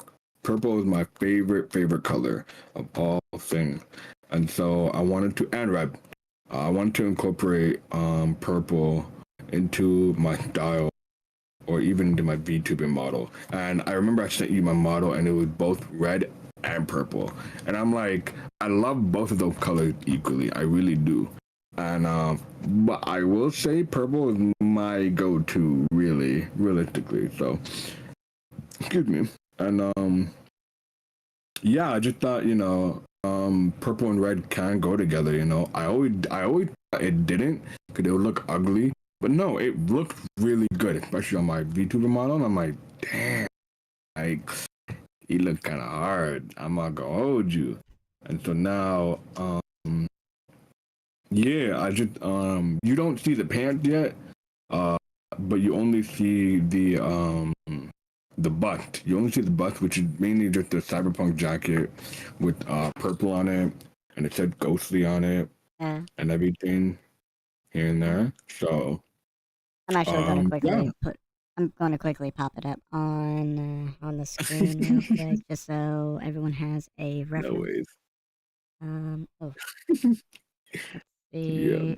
the And what was crazy to me was that we made a Vtuber sheet, and I was like, when I saw that, I was like, "Oh, this looks sick, bro." So yeah, I'm just like, did you have to roll for love stats? it. Pardon me? Did you have to roll for stats? Yeah, yeah. Low. Hold What does on, low go mean? to low, low. Maybe high. Oh. Anyway, I'm gonna quickly put up the Image. model You want me image, to send it yeah, to you? real quick. No, you already sent it to me. There we go. Let's put it Oh, there it is. down right here. And we'll leave that Yeah. on for the next Oh, he's blocking the mic. Let's see. I think this is appropriate place to put him for now. So yeah. Yeah, Oh. it look good. So my model originally, again, the purple and red, it fit. It looked really nice. I'm not gonna hold you. Now, my thing is what I really loved is that I'm a big Tokyo Ghoul fan. Hence why my name is Ghostly the Ghoul on Twitch. I wanted to be Ghostly Okami, but what I wanted to do was I realized that it's okay to change my name now because I can always incorporate the ghoul into my VTuber model or even just myself now. So with Tokyo Ghoul, they have the ghoul eye where your eye completely pitch black and your pupil is red, bright red. So what I did was I flipped it. I flipped the red into purple, and that's why you see on my left eye, I believe, my left eye is red, but my right eye is purple. However, I also have a toggle where I can switch the purple eye into red. So I'm still basically go through the ghoul. Really, you know what I mean? So it's not, I'm not losing my my authenticity, my authenticity. Yeah. So I just wanted to incorporate it myself, and yeah, and I just gave myself the word Okami because I love wolves and foxes. I didn't want to use KitchenAid because I'm like ghostly KitchenAid wouldn't work. You know what I mean? It just didn't sound like it flowed well. You know what I mean? So yeah. All right. I'll going to disappear that model real quick, and we will be continuing. We don't want to leave it on for too long, otherwise the scalpers will just take it. Right? Or maybe someone takes a picture of it. Okay, you know what? I'm taking this. This is mine now. Oh. and then they sell them or try to pass it off as their own. Yeah. That sort of stuff. I'm. Ooh, yeah. Or basically identity theft. Yeah. What you just said. Yeah. Yeah. How did you feel when you finished? No. How did you feel when the model was finished and sent to you? Man, if I were to describe it, it was like eating sushi that day. I love sushi, and I love my VTuber model as well. So when I got sent, I immediately bought sushi. I bought 28 pieces of sushi, chicken teriyaki, mind you. Oh my days, it was bomb as hell. So my tradition is that every time I make an achievement or I get success off of anything, I immediately buy sushi. If it's late at night, I just buy sushi the next day, and I'm treating myself to this sushi. So, yeah. So when I got the model sent to me and everything, I would do my little happy dance with my puppy Scooby, who is now sleeping on my bed, which is very odd, because she was just sleeping the other day. Wow. I mean, like 3 hours ago she was. So I'm just surprised that she's just sleeping more. But yeah, other than that, I was really happy and excited, and then I ran into an issue where the hair clipping was in my mouth. And I'm like, I didn't even realize I had long hair. But apparently I did. So I was like, oh, okay. So now I just gotta wait for the revision of the model to at least do it. Or I might even change the hairstyle altogether. That wouldn't be a bad idea. I do want to get like more hairstyle, to be honest. I really like it. So, other than that, hello to those in chat. Yeah. Hello, Nebo. How's it going? So, let's see. How often do you collaborate? How do I wait? What do you mean? Do you collaborate with other streamers? How do I and collaborate VTubers? with other streamers? Oh no, how often? Oh, how often? Oh, not often actually. I want to do it often, but I'm just afraid of collaboration because there are weirdos. Honestly, there are some weirdo streamers that don't be understanding really a lot. It's sad.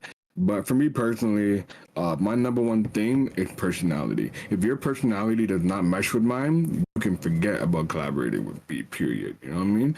So, for example, I did a collaboration with a bunch of streamers one time, and we were doing Among Us. It was the most awkward thing I have ever been in. And I'm not even an awkward person. I don't make awkward situations. I'm very unorthodox, so I'm like, I don't feel awkward, but that was like really, really awkward. I felt it. I was like, wow, so this is like what it feels to be awkward. I was like, damn, like even if like, even like breakups, I've never been like the person to like, over exaggerated or like been awkward at all. I've never been that type to be like, oh, like so like what do we do? You know what I mean? I'm always like, I know what I'm doing, I know what I want, I know what I'm gonna do, I know how I'm gonna do it. You know what I mean? I've never like sold myself short.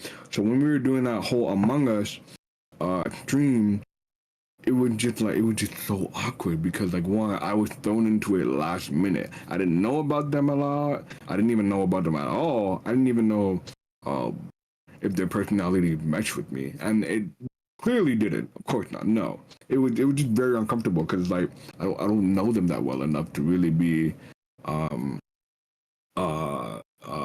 be collaborating with them. But another thing is that I can't really just say that alone because I didn't even I'm not really too well versed with your content either, and I'm not even too well versed with who you are. But now since I've been researching you for the past 2 weeks, I may be a little stalker or whatever. I don't know where you live, but like I like your content, I like your cut, G. You know what I'm saying? But point is, when you really like research to know who you're really getting into and who you're talking to and everything, it makes you feel a lot better. These people I didn't even know. I just dropped in like I was a Halo pod or something. I just got dropped into the firefight. I'm like, I don't know what's going on, but I'm very I don't know. I have a ease access, really, if that makes sense. So basically, I don't create awkward situation, but if it's awkward, I'll be able to like switch it or like change it from an awkward thing into something new. For example, if I feel like you feel like it's awkward, I'll just ask you a random question. I'm very, very random. That's the one thing I love about myself. I'm very random. Like you can never get like we can talk about the same topic, but I'm gonna be switching it up like just like that, and it's bad. I know it's bad, but I can always get back on topic as well. What I'm saying, right? So for me, I'm able to just switch up topics like that. Like say for example, we're talking about penguins, and you don't like penguins, you're afraid of them. Okay, and I'm like, oh, then that might be an uncomfortable situation for them. I'll switch up the topic immediately. Do you like bacon? You know what I'm saying? Where did bacon and penguin come from? Who knows? Nobody knows. Nobody cares. I'm saying that's what I'm saying. Like it's that's just how I am. And so when people like don't really understand that, or they assume I'm good at talk in this kind of way, or they assume I'm gonna be this way when I'm completely different than how they think of me in their head. So collaborating, I want to do more collaboration, but I'm just a little bit afraid that they might not understand what I'm about, especially me being deaf and everything, right? A lot of people don't understand how to accommodate deaf people as well. So there is that, and it's a challenge, yes, but I have no problem like explaining what it is and what I am and like what I do, you know what I mean, and how to accommodate. So yeah, so I mean, again, that's what I just did. I literally went way off topic. Well, not really. It's still on topic, but I'll obviously be able to bring it back. But point Actually, is, no, this is a fully on topic, which I have to ask. How does what do I say? First and foremost, how does your at this time you're using a interpreter, correct? yes, I do have an interpreter with me. Yes. How does that work? So right now I have my phone on me, and you're actually on speaker. So what I have you connected to? My phone is my Bluetooth. I'm able to connect my iPhone to my computer very easily. So because of that, it's kind of like screen mirroring, so they can see your YouTube stream right now, even though it is delayed for them and me, of course. But that's just every live stream, And with that being said, since we're able to, hear you and all that, she just signed to me what you're saying, and if I miss it, I usually just ask to repeat. And yeah, mainly that. Or if I don't have an interpreter, I just mainly just ask, just to read your lips. But with VTubers, obviously it is different. Yes. So with VTubers, I would mainly incorporate like subtitles, or even just to enunciate well, or like speak clearly, so I can at least understand somewhat. Most of the time, I'm just predicting what you're saying. Most of the time, I'm just predicting what you're saying. So because of that, I would say like I've gotten good at it to the point where I don't have to, heavily rely on interpreters. Now I'm actually able to predict what you say or what questions you may ask, or actually no, not questions for sure, but no, mainly what you say. If we're having like an everyday conversation, yeah. So You have that JoJo, that JoJo prediction, huh? Yeah. Plus you can even use apps to share. You can to learn sign language too. So yeah. I got that. I'll think about that. So let's see. Have you ever encountered harassment while streaming? Have I ever encountered harassment while streaming? Yes. Yes, and racism. I got that. Unfortunately. Yeah. Harassment stream. Yeah. My homegirl Miss Moonby, she experiences harassment way more than I do, of course. As a woman and everything, it's tough, you know what I mean? But for me, I've experienced harassment and racism at the same time, which is crazy to say in a sentence, I know, but it's just wild. The fact that, a lot of people are very ignorant. So my thing is that I recently experienced, I never experienced a hate raid, thank God. Never experienced a hate raid. But I've experienced a lot of harassment and like racism and everything, and mainly just from like troll accounts. Yeah. And it's mainly from people that just don't touch grass, period. You know what I mean? Or even on our first person shooter games. Oh man, the toxicity in that is even worse. Especially when they know you're black. I'm like, how do you even know? And I'm like, I just know the way you speak. I'm like, wow, okay, brother. So yeah, it's wild. It's crazy how people are these days, especially when it comes to toxicity.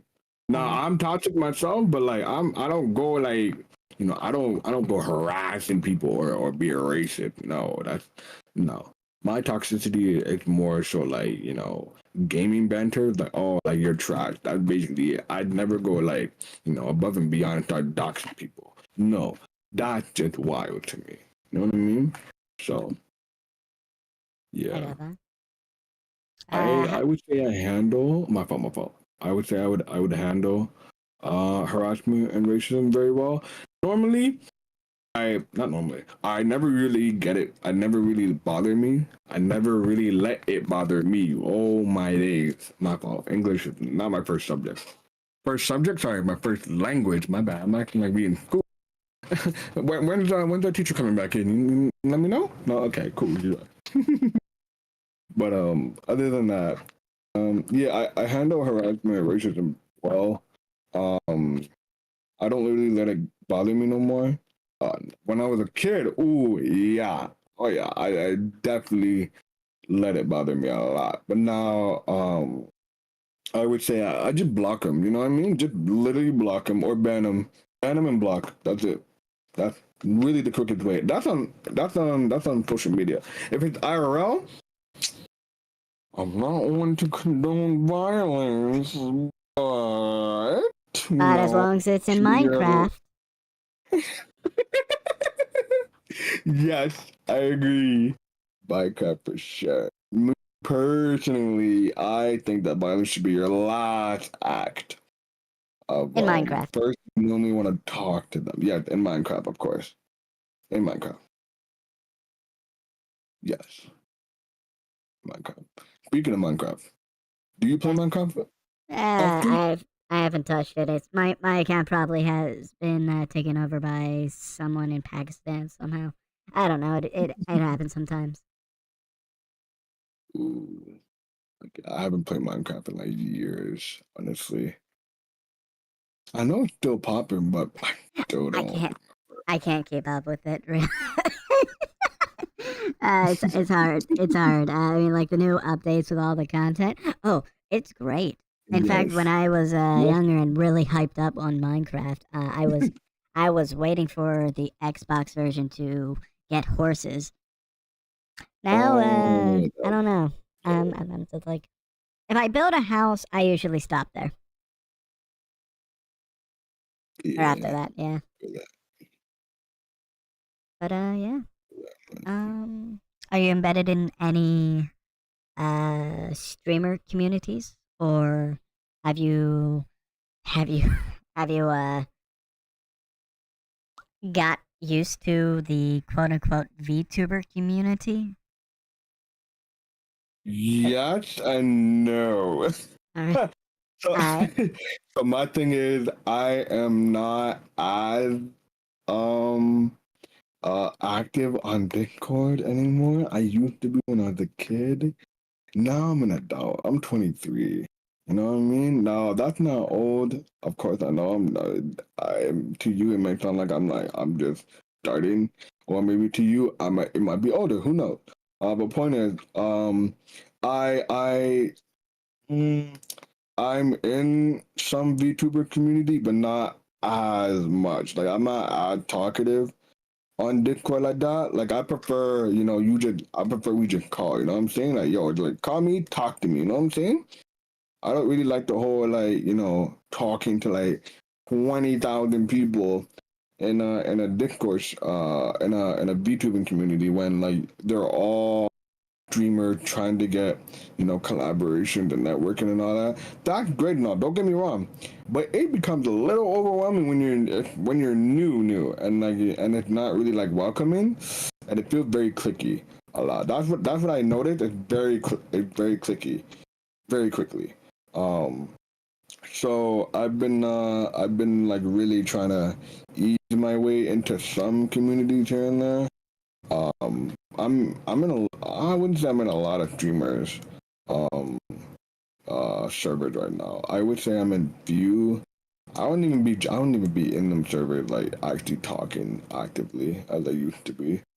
Now I just have a life and I be going outside, touching grass, playing with my nieces and everything, playing Mario Kart with them. So I just never really be on the internet like that, you know. So that's just me personally.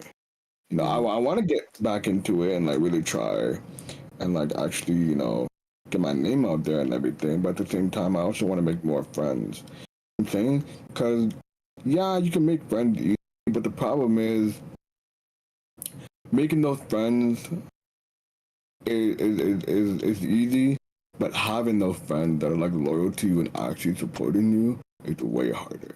Because anybody can just be your friend. You know what I mean? But if you want them to support you and like actually really, you know, mess with your content or even just mess with you in general, it's tough, you know, because that's gonna take time, you know, to really realize you're actually, you know, oh, you know, this person is cool. You know what? I match with you now. You know what I mean? So it's like, for me personally, it's, say for example, let's say random person Bob, right? You and I make friends with Bob, and you want Bob to come over to your stream sometime because you know, you feel like, you know, if they really want to understand you, they can just go to your stream, and then there you go. Bob is watching your stream. Cool. But if I do that, and Bob is like, yeah, you know, I'll come watch your stream and everything, and you're like, oh, yo, Bob, I'm actually streaming today, and they just start giving you excuses right under the umbrella. It's like, dang, bro, like I don't understand how you gonna support, you know, him, but not me as well. You know what I mean? And we both, you know, talk to Bob together. That's what I notice a lot in the VTuber community. Or when VTuber be asking for friendships and everything, they always do that, and then they always DM you, oh hey, you wanna be on Twitch and everything. I'm like, nope, I'm blocking you immediately. You know how many VTubers I blocked at least 20 VTubers so far, all because, you know, they would follow you and then unfollow you, or you match with one of their tweet. And you show them appreciation, like, oh, thank you. You mind showing hitting that follow on Twitch? I'm like, bro, no, you lost me. You just lost me right there.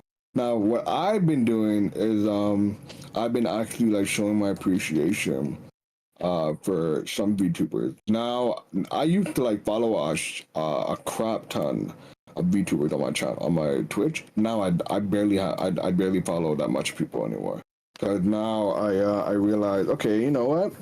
I'm very picky. I'm very picky with who I follow and everything, and like who I actually like collaborate with and actually like talk to and all that.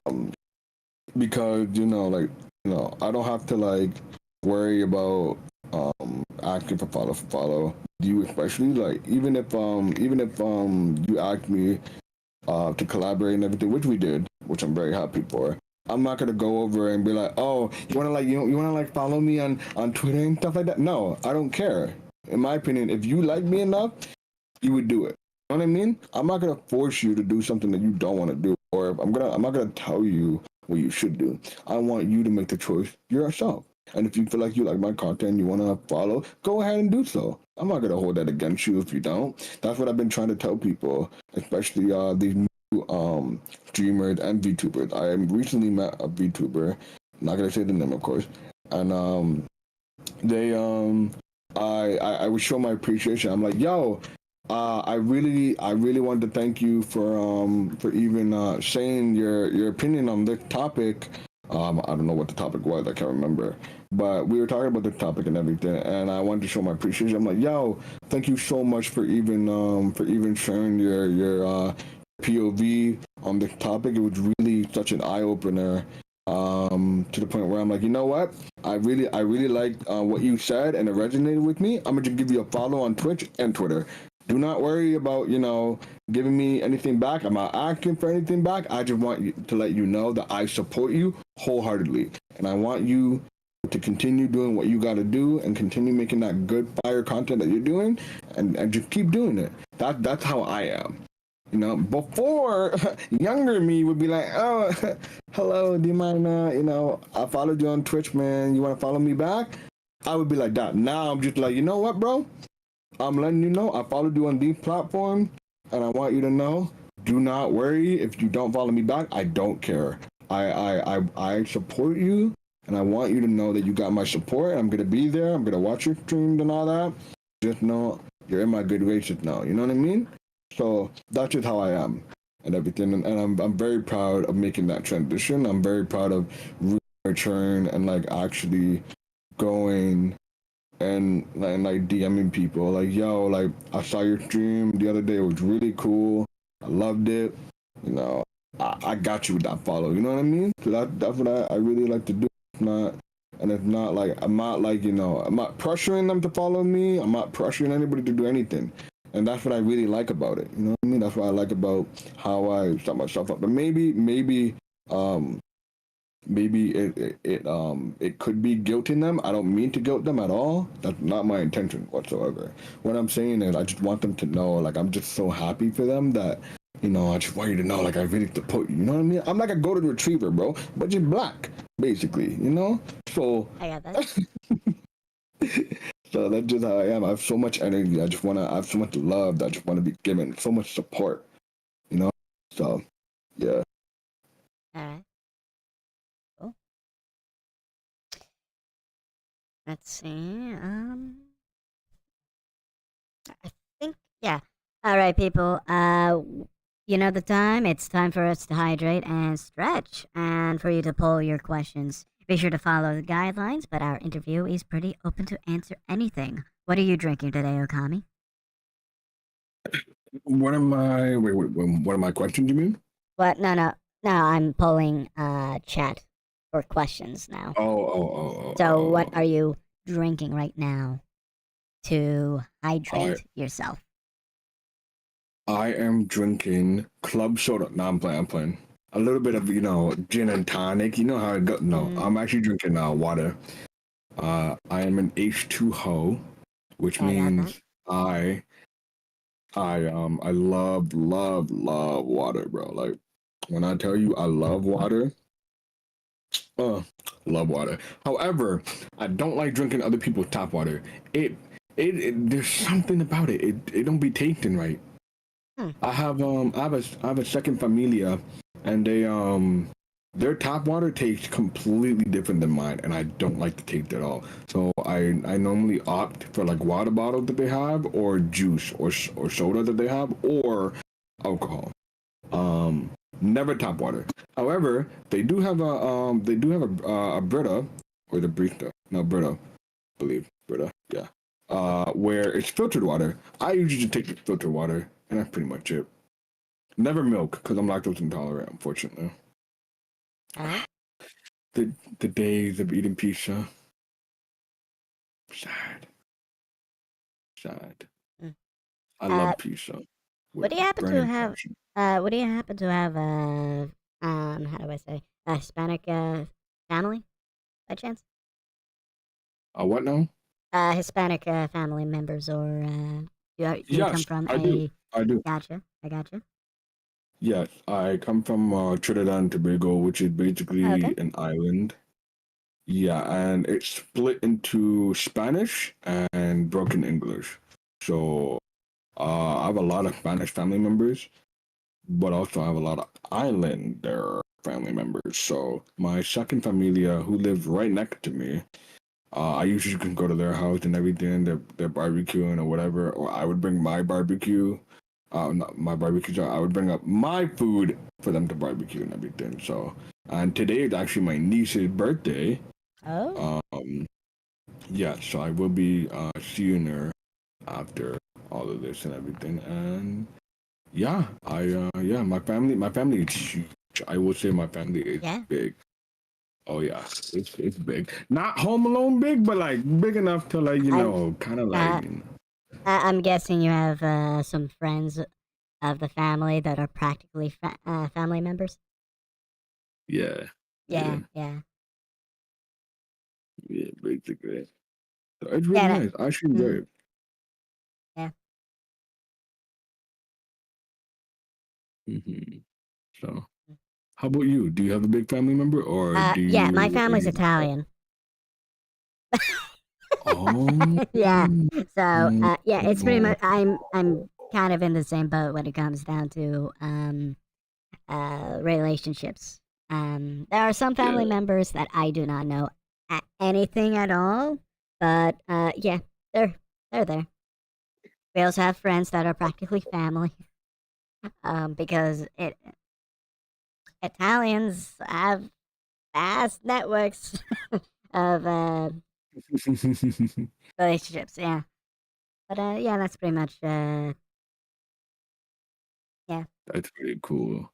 So, what's your favorite Italian food? If you don't mind me Oh, asking. that's hard to say, but I'm debating over raviolis or stromboli. Ooh. And it has to be a specific Yes. kind of stromboli. It's the kind of stromboli that Oh. you roll up instead of fold over. Ooh, okay. I'm gonna have to look into that really because Mhm. we have some Italian restaurants over here, but It's a they don't be very, home it's a very, cooked. the roll up kind is a very, I want to say, not or northeast coast. It's more, I want to say it's like, maybe it's just Pennsylvanian or a Pennsylvanian tradition because I haven't seen any other stromboli place or even regular pizza places doing it. It's always been around my family and maybe some people I saw online. Rolled. I'm actually looking it up right now. Ooh, okay. No worries, Rolled no up. worries. Well, I mean, please send me some pictures if you can. Oh yeah, I'll give you a reference real quick. In fact, I'm going to quickly get a reference for the chat. I was actually gonna ask for pictures of your food when you eat it. Oh my god, it looks so beautiful. It looks I so know, right? delicious. It's like if you were to make a cinnamon bun, but meat, Yeah. cheese, vegetable flavored. Let's see, what's another image I can show on chat? And this is Italian food? Oh my god. We I don't wonder, have this in Canada. What? I'm up. I do not know. I don't know whether or not it's a product of Italian American food or it's a home country thing because like strombolis and calzones used to be like hold on, I have to shrink it a little bit on my end. Were practically portable sandwiches or pocket pies. So I'm wondering Ooh. how a roll. Oh, I accidentally moved my sort. There we go. Wrong source. Come on. I haven't. There we go. I'm locking everything down so I can move this image before I Yes, show it okay. on screen. But I'm gonna block chat for a moment. There we go. But yeah, this is the stromboli I'm talking about. Wrote up Looks so delicious. stromboli. My Actually, goodness. let's see. Google gave me the origins of this. Ooh. No, I did not mean to type pogram. Oh my goodness. Yeah, I Oh love yeah, that. it's okay. Yeah, so it's it's definitely a Pennsylvania thing. It's a Oh my 1950s goodness. Italian American tradition that started in Philadelphia. Another thing that Philadelphia can add to its name. Ha. We are superior. Wow. That's so dope. What the heck? I know, right? Oh my goodness. I'm so jealous. I want that so bad now. I don't even know. Oh my goodness. But other than that, what made you get into streaming actually? Let's flip the question now. Well, What? not much is going on in my life, so this is pretty much my track to a career. I am making this a self-made career. As much as I can, at least. So, Ooh. we'll Okay. see. We'll see what happens. Yes. Well, I believe in you, and Alright, I thank know you. you'll definitely get far. You know what I'm saying? So Uh, you got my support for sure. thank you. Let me think. So don't. I can't believe we've been streaming for like almost 3 hours now. Have you? Right now we've been streaming for about like 2 hours 9 minutes right now. So I think we'll wrap this up though. So yeah, this I'm just gonna run through you with like some future plans questions. That's all right. I know. Yeah, I know you also have another interview happening soon too. I don't wanna keep Yeah. you up. You know I what I'm need to. saying? Yeah, exactly. I need to pick up some like those little sample bottle Yeah. how do I say sample liquor bottles. You know the ones that are like Mm. 1.5 ounces each. Yeah, Yeah. I got a bartending thing I have planned tomorrow, so we'll see what happens from there. Ooh. Hopefully, I have to wait. I haven't gotten gloves yet, so I have to wait for that a little. Okay. But overall, anyway, just a little self promotion in my end on this interview stream or podcast. Yeah. I'm still like conflicted on calling this a podcast. I mean, it is a podcast, but I'm just like, I'm also trying to Hey, use this as like a jump, also as like an example of my interviewing portfolio. But we'll see what happens. yeah. We'll see what happens. I love But that. yeah. So where do you see yourself in a year's time? In a year time? Yep, a year's time. Golly. With 500 followers. 500 followers is your On goal. Twitch. 500 followers on Twitch. Yeah. In a year time. If I don't hit 500 followers in a year, bro, yeah, I'm gonna just wrap it up, bro. At that point, I'm like, damn, what am I doing wrong? You know what I mean? I gotta look inward. I got Oh that. my goodness. I might have to become a next NBA player. Although I'm way too old for that now. It's better to start when you're young, but hey, who said it's too late to do anything? All right. If So really put- you said followers, but what about viewers?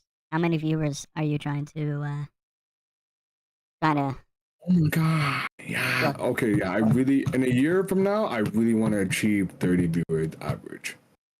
Yeah. I really want to achieve that. I really want to, because right now I average between 10 to 15. On, That's good. That's good activity. Not gonna lie. You would think.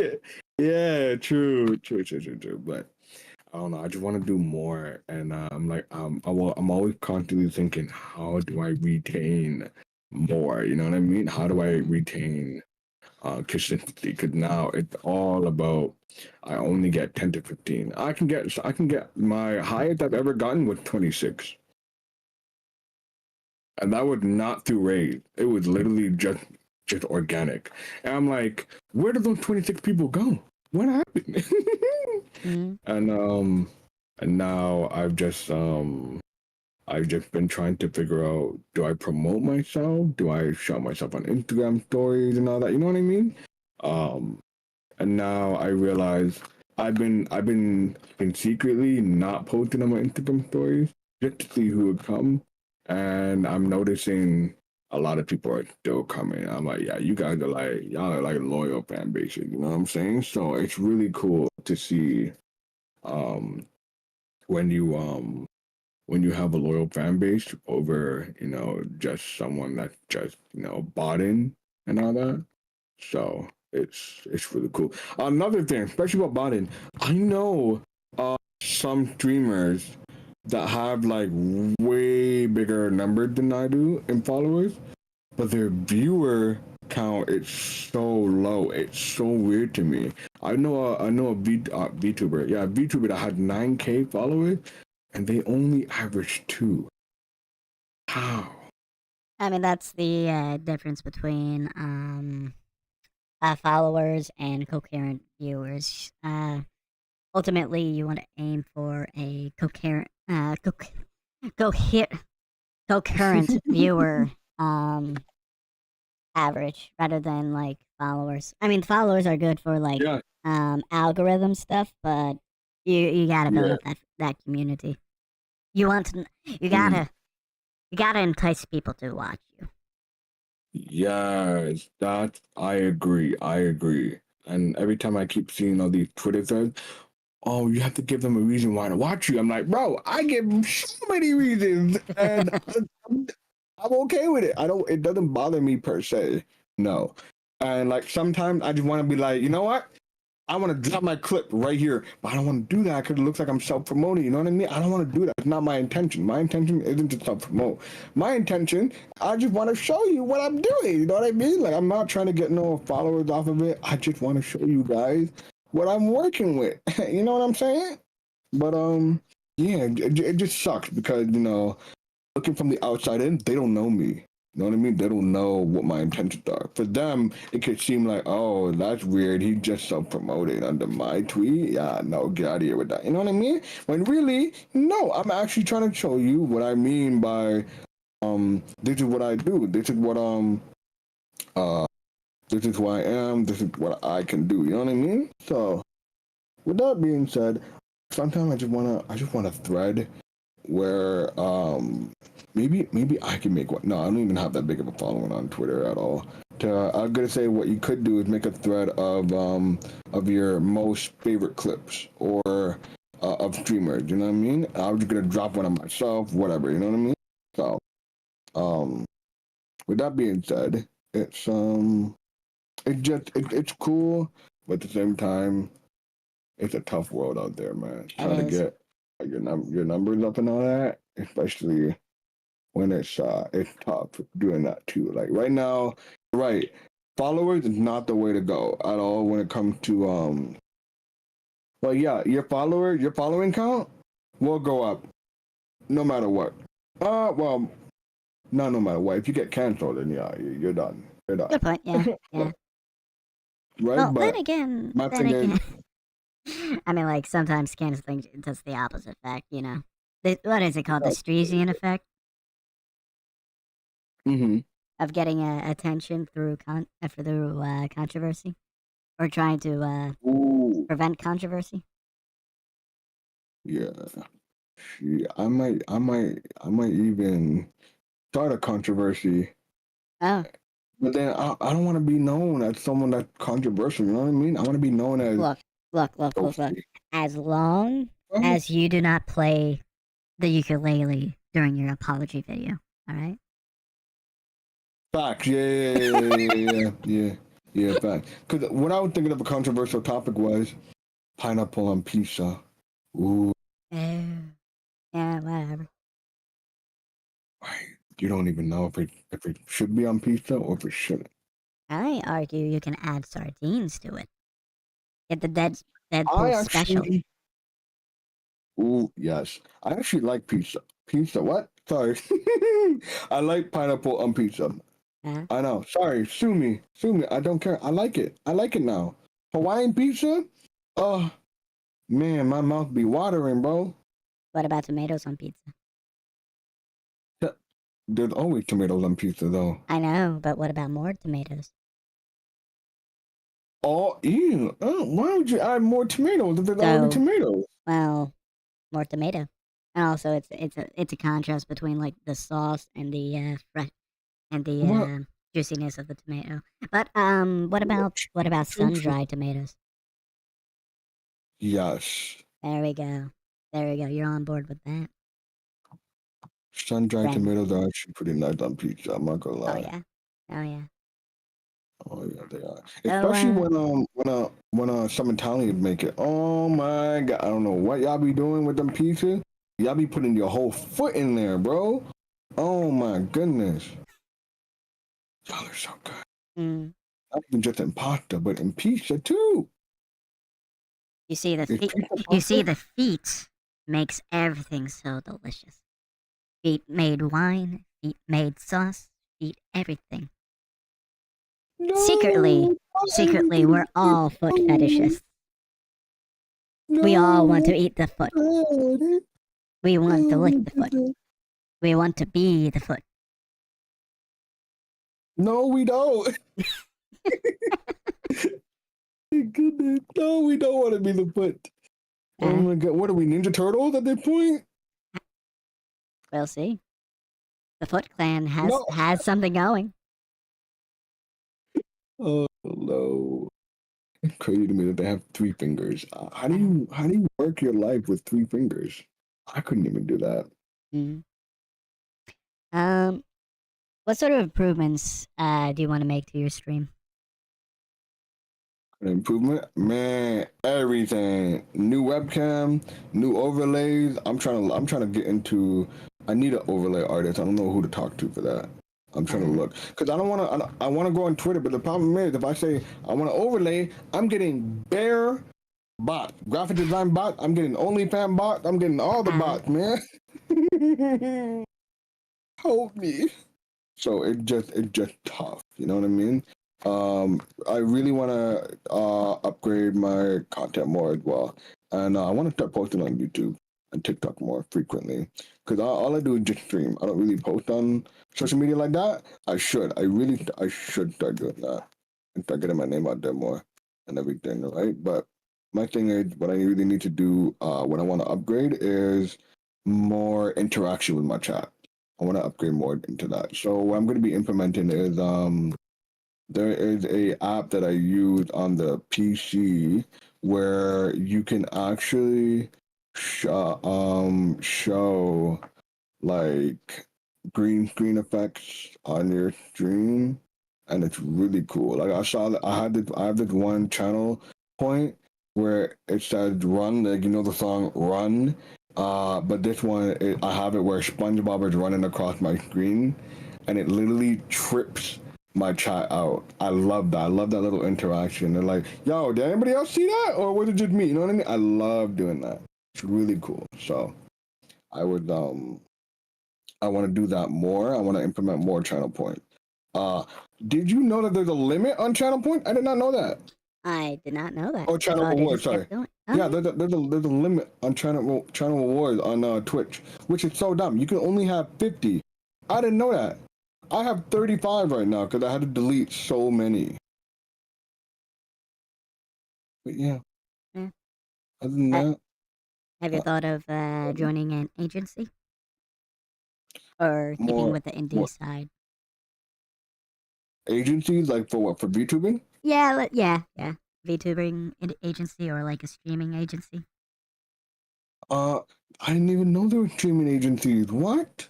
I'm just saying, like, I assume there are streaming agencies out there because there are VTuber agencies. Just like, Yeah. I would love to join an agency. Are you kidding me? That would be so dope. No, I want to join an agency. I don't know how to go about it, to be honest. That's the thing. Like, do you need like a certain amount of followers for that type of stuff, or I'm not. Well, at least I know for VTubing, you need to submit a audition. You have to go into auditions, and they pretty much vet people that way, or like select people that way. Yeah. Oh, okay. Interesting. Because I've always wondered, like, what do you do audition? Like, do you mean like acting? Like, do they just give you a script that you're supposed to act, or like, do you do? I suppose it's pretty much pretty much how you stream or like how you introduce yourself. Yeah, I want to say it kind of is like that. I've never experienced it. I think there is. It seems like I always bring up this VTuber every single stream I have. I understand why, but it's because they are very informative and they really make quick and snappy videos. Rin Penrose actually has a video on how they got into their agency. So, yeah. Ooh. Okay. That's actually pretty dope. Oh, I actually wanted to ask. This is off topic. What made you wanted to change your model? Because I noticed your model is different. Oh no! I have multiple models. Oh, I have different models, and it seems like every 2 weeks I have a new variant. The power of 3D. Yeah, I feel that. Yeah. Yeah, that inspiration is from this other VTuber called Fillion, which is a chaotic VR chat streamer. You know her? I've heard about them. Yeah. They have like 5 or like just several, let's just say several models that they switch through on VR chat or whatever instance they're using or whatever app. So yeah. Ooh. So do you use this model right now on a VR chat as well or no? Okay, so my story with VR chat is that I couldn't get past the Unity launcher to do transfer into VR chat. I know, right? Shame. I don't know why. It's just like it doesn't I connect or don't something. know. I'll figure it either. out. I'll figure it out. Why? I just think it's racist, bro. I don't know. Unity launcher is just against me. I don't know. It just doesn't work. I know, hate it right? here. I want to go home. Anyway, how many? Okay, so how many people in real life know your VTuber identity? None. None. None. You're not going to slide that info to your nieces?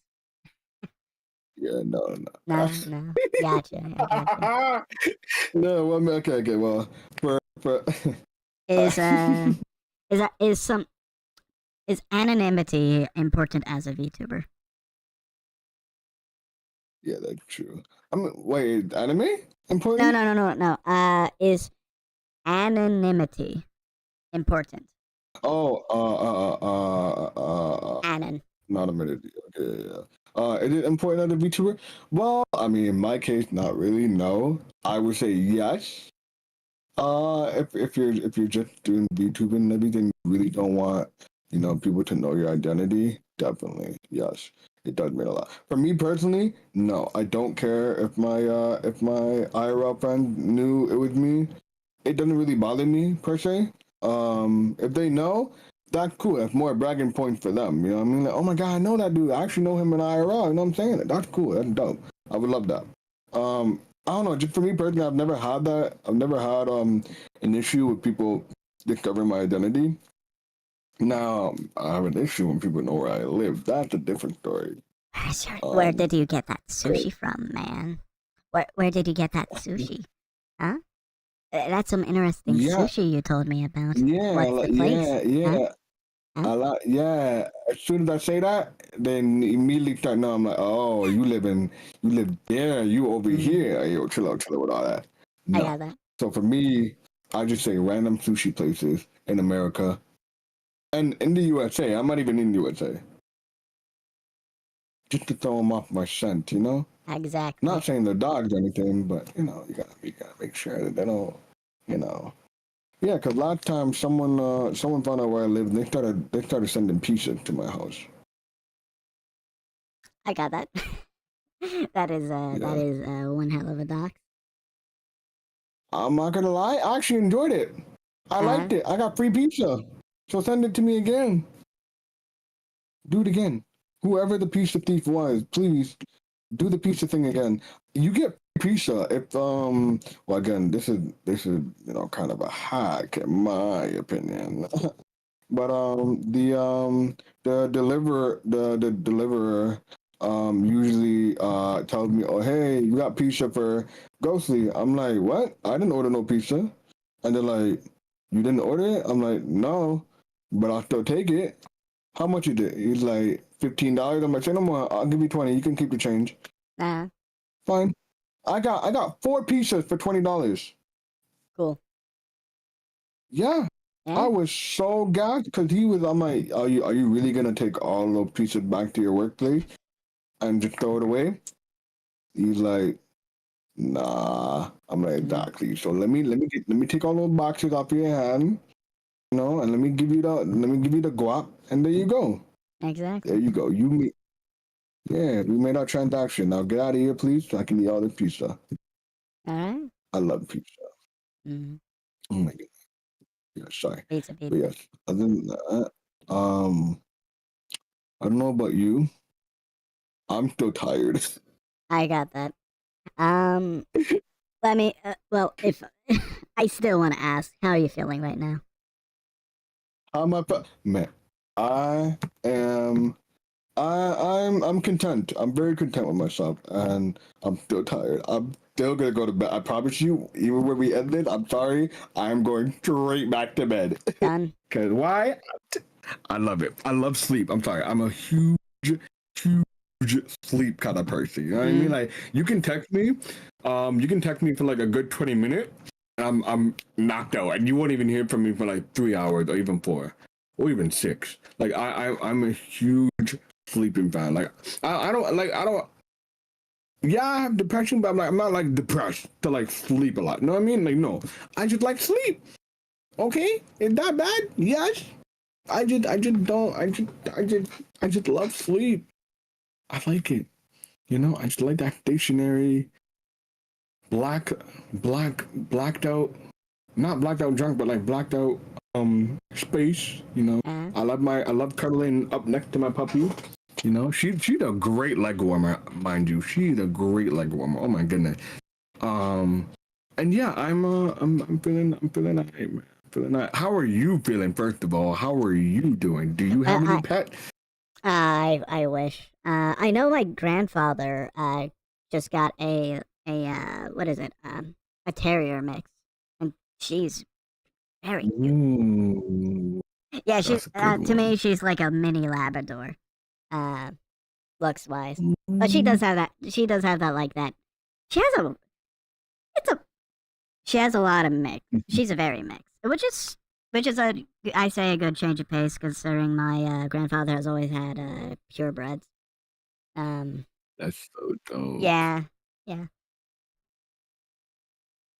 I don't know. Yeah, my all my siblings are getting pets, and I'm stuck here having none, which is terrible. Horrible. I hear you. I hear you. I want an orange cat. How are you feeling? Well, I am going to take a power nap before I go out for boozeries. I'm calling them. Literally a power nap. You call it power nap. I call it sleeping. Yeah. Oh my goodness. Yeah. All right. No. Oh. All right. All right. Let me pull up my little script here, and I'll finish up with the closing statement. All right, now everyone, we will be concluding this episode of the podcast.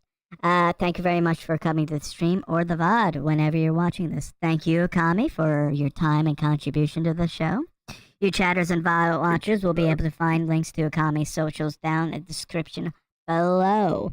Check them out, comment, whatever. For me, for my little promotion, I'm going to be doing another interview at 4:30 p.m.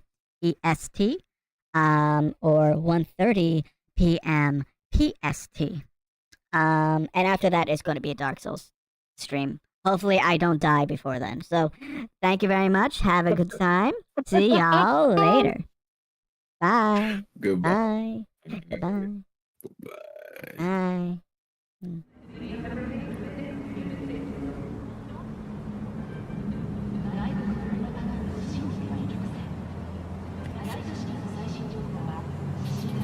In need of push in the right direction, data terms are free to use in all of Night City. Now available in the background.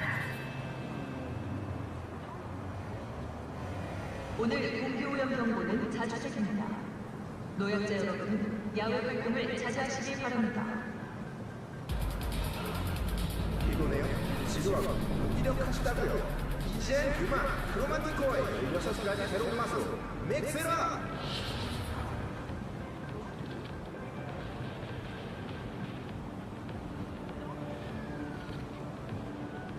Be aware that using firearms against other road users is not protected by the Second Amendment.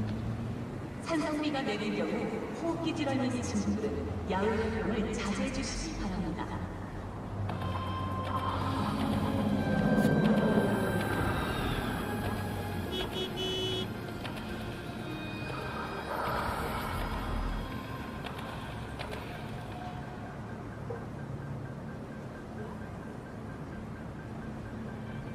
Don't be fooled by foreign propaganda.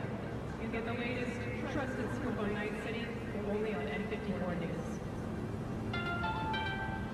The NCPD advises those traveling beyond official police jurisdiction to wear a bulletproof vest at all times.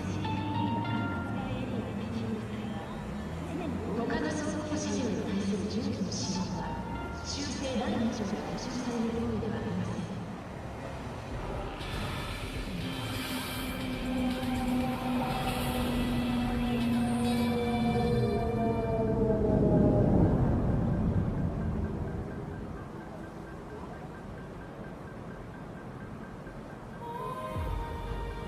Can a heart explode out of love? The cult hit musical Corporate Wars is back in theaters near you.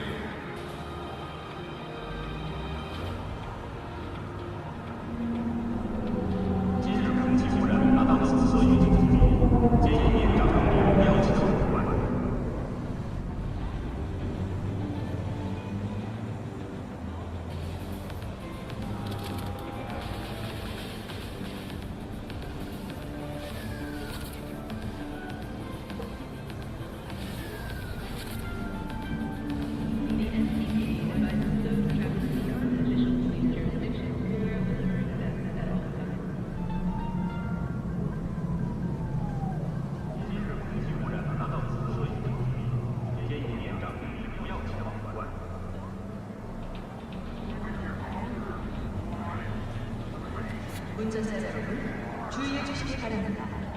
지정 장소에 주차할 때 도난민이 전자조작 피해를 입을 수 있습니다.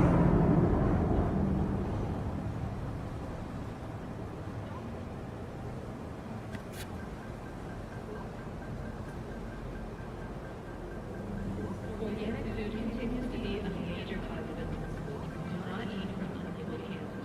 Organic food continues to be a major cause of illness. Do not eat from unlabeled cans.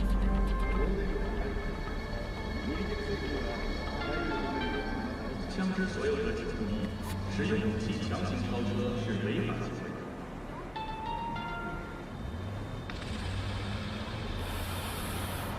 Where there's smoke, there's fires.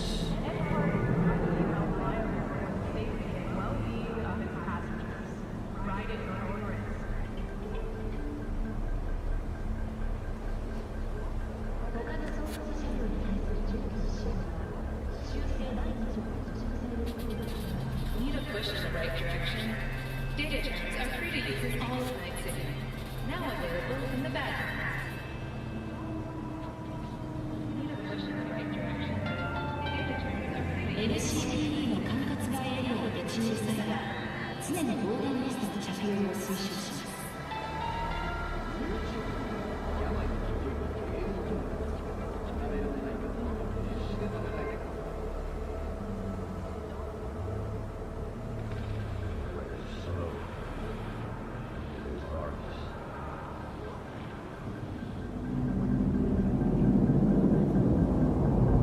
Enjoying the weather?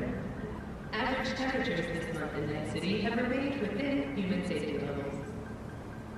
다른 운전자를 상대로 총기를 사용하는 경우 수정법 제2조의 보호를 받을 수 없습니다.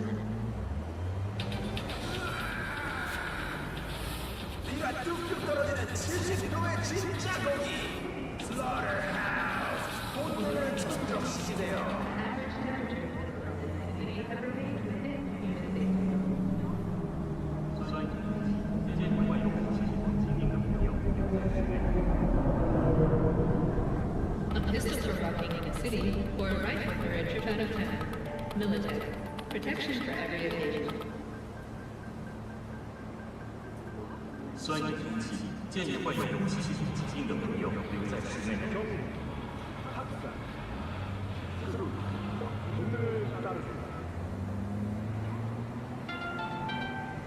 The NCPD advises those traveling beyond official police jurisdiction to wear a bulletproof vest at all times. 本日の大気汚染度は紫です。高齢者の方はなるべく建物から出ないでください。 The NCPD advises those traveling beyond official police jurisdiction to wear a bulletproof vest at all times. A pistol for walking in a city, or a rifle for a trip out of town. Military. Protection for every occasion. 오늘 날씨 어떠신가요? 나이트시티의 이번 달 평균 기온이 인체의 안전한 수준을 유지한 것으로 나타났습니다.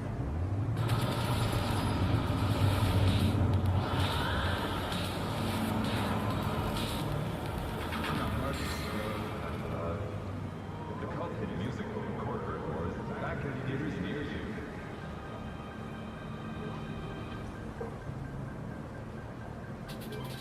Need a push in the right direction?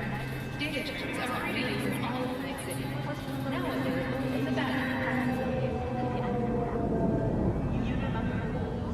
请注意，向其他路面用户使用武器是不受第二生命案保护的行为。 오렌지 속으로 빠져 영혼을 위한 그 티아자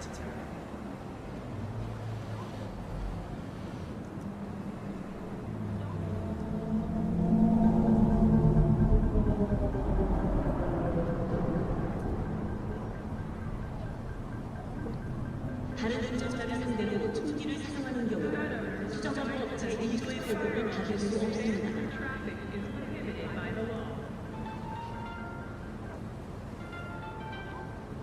所有的处理，使用武器强行操作是违法的。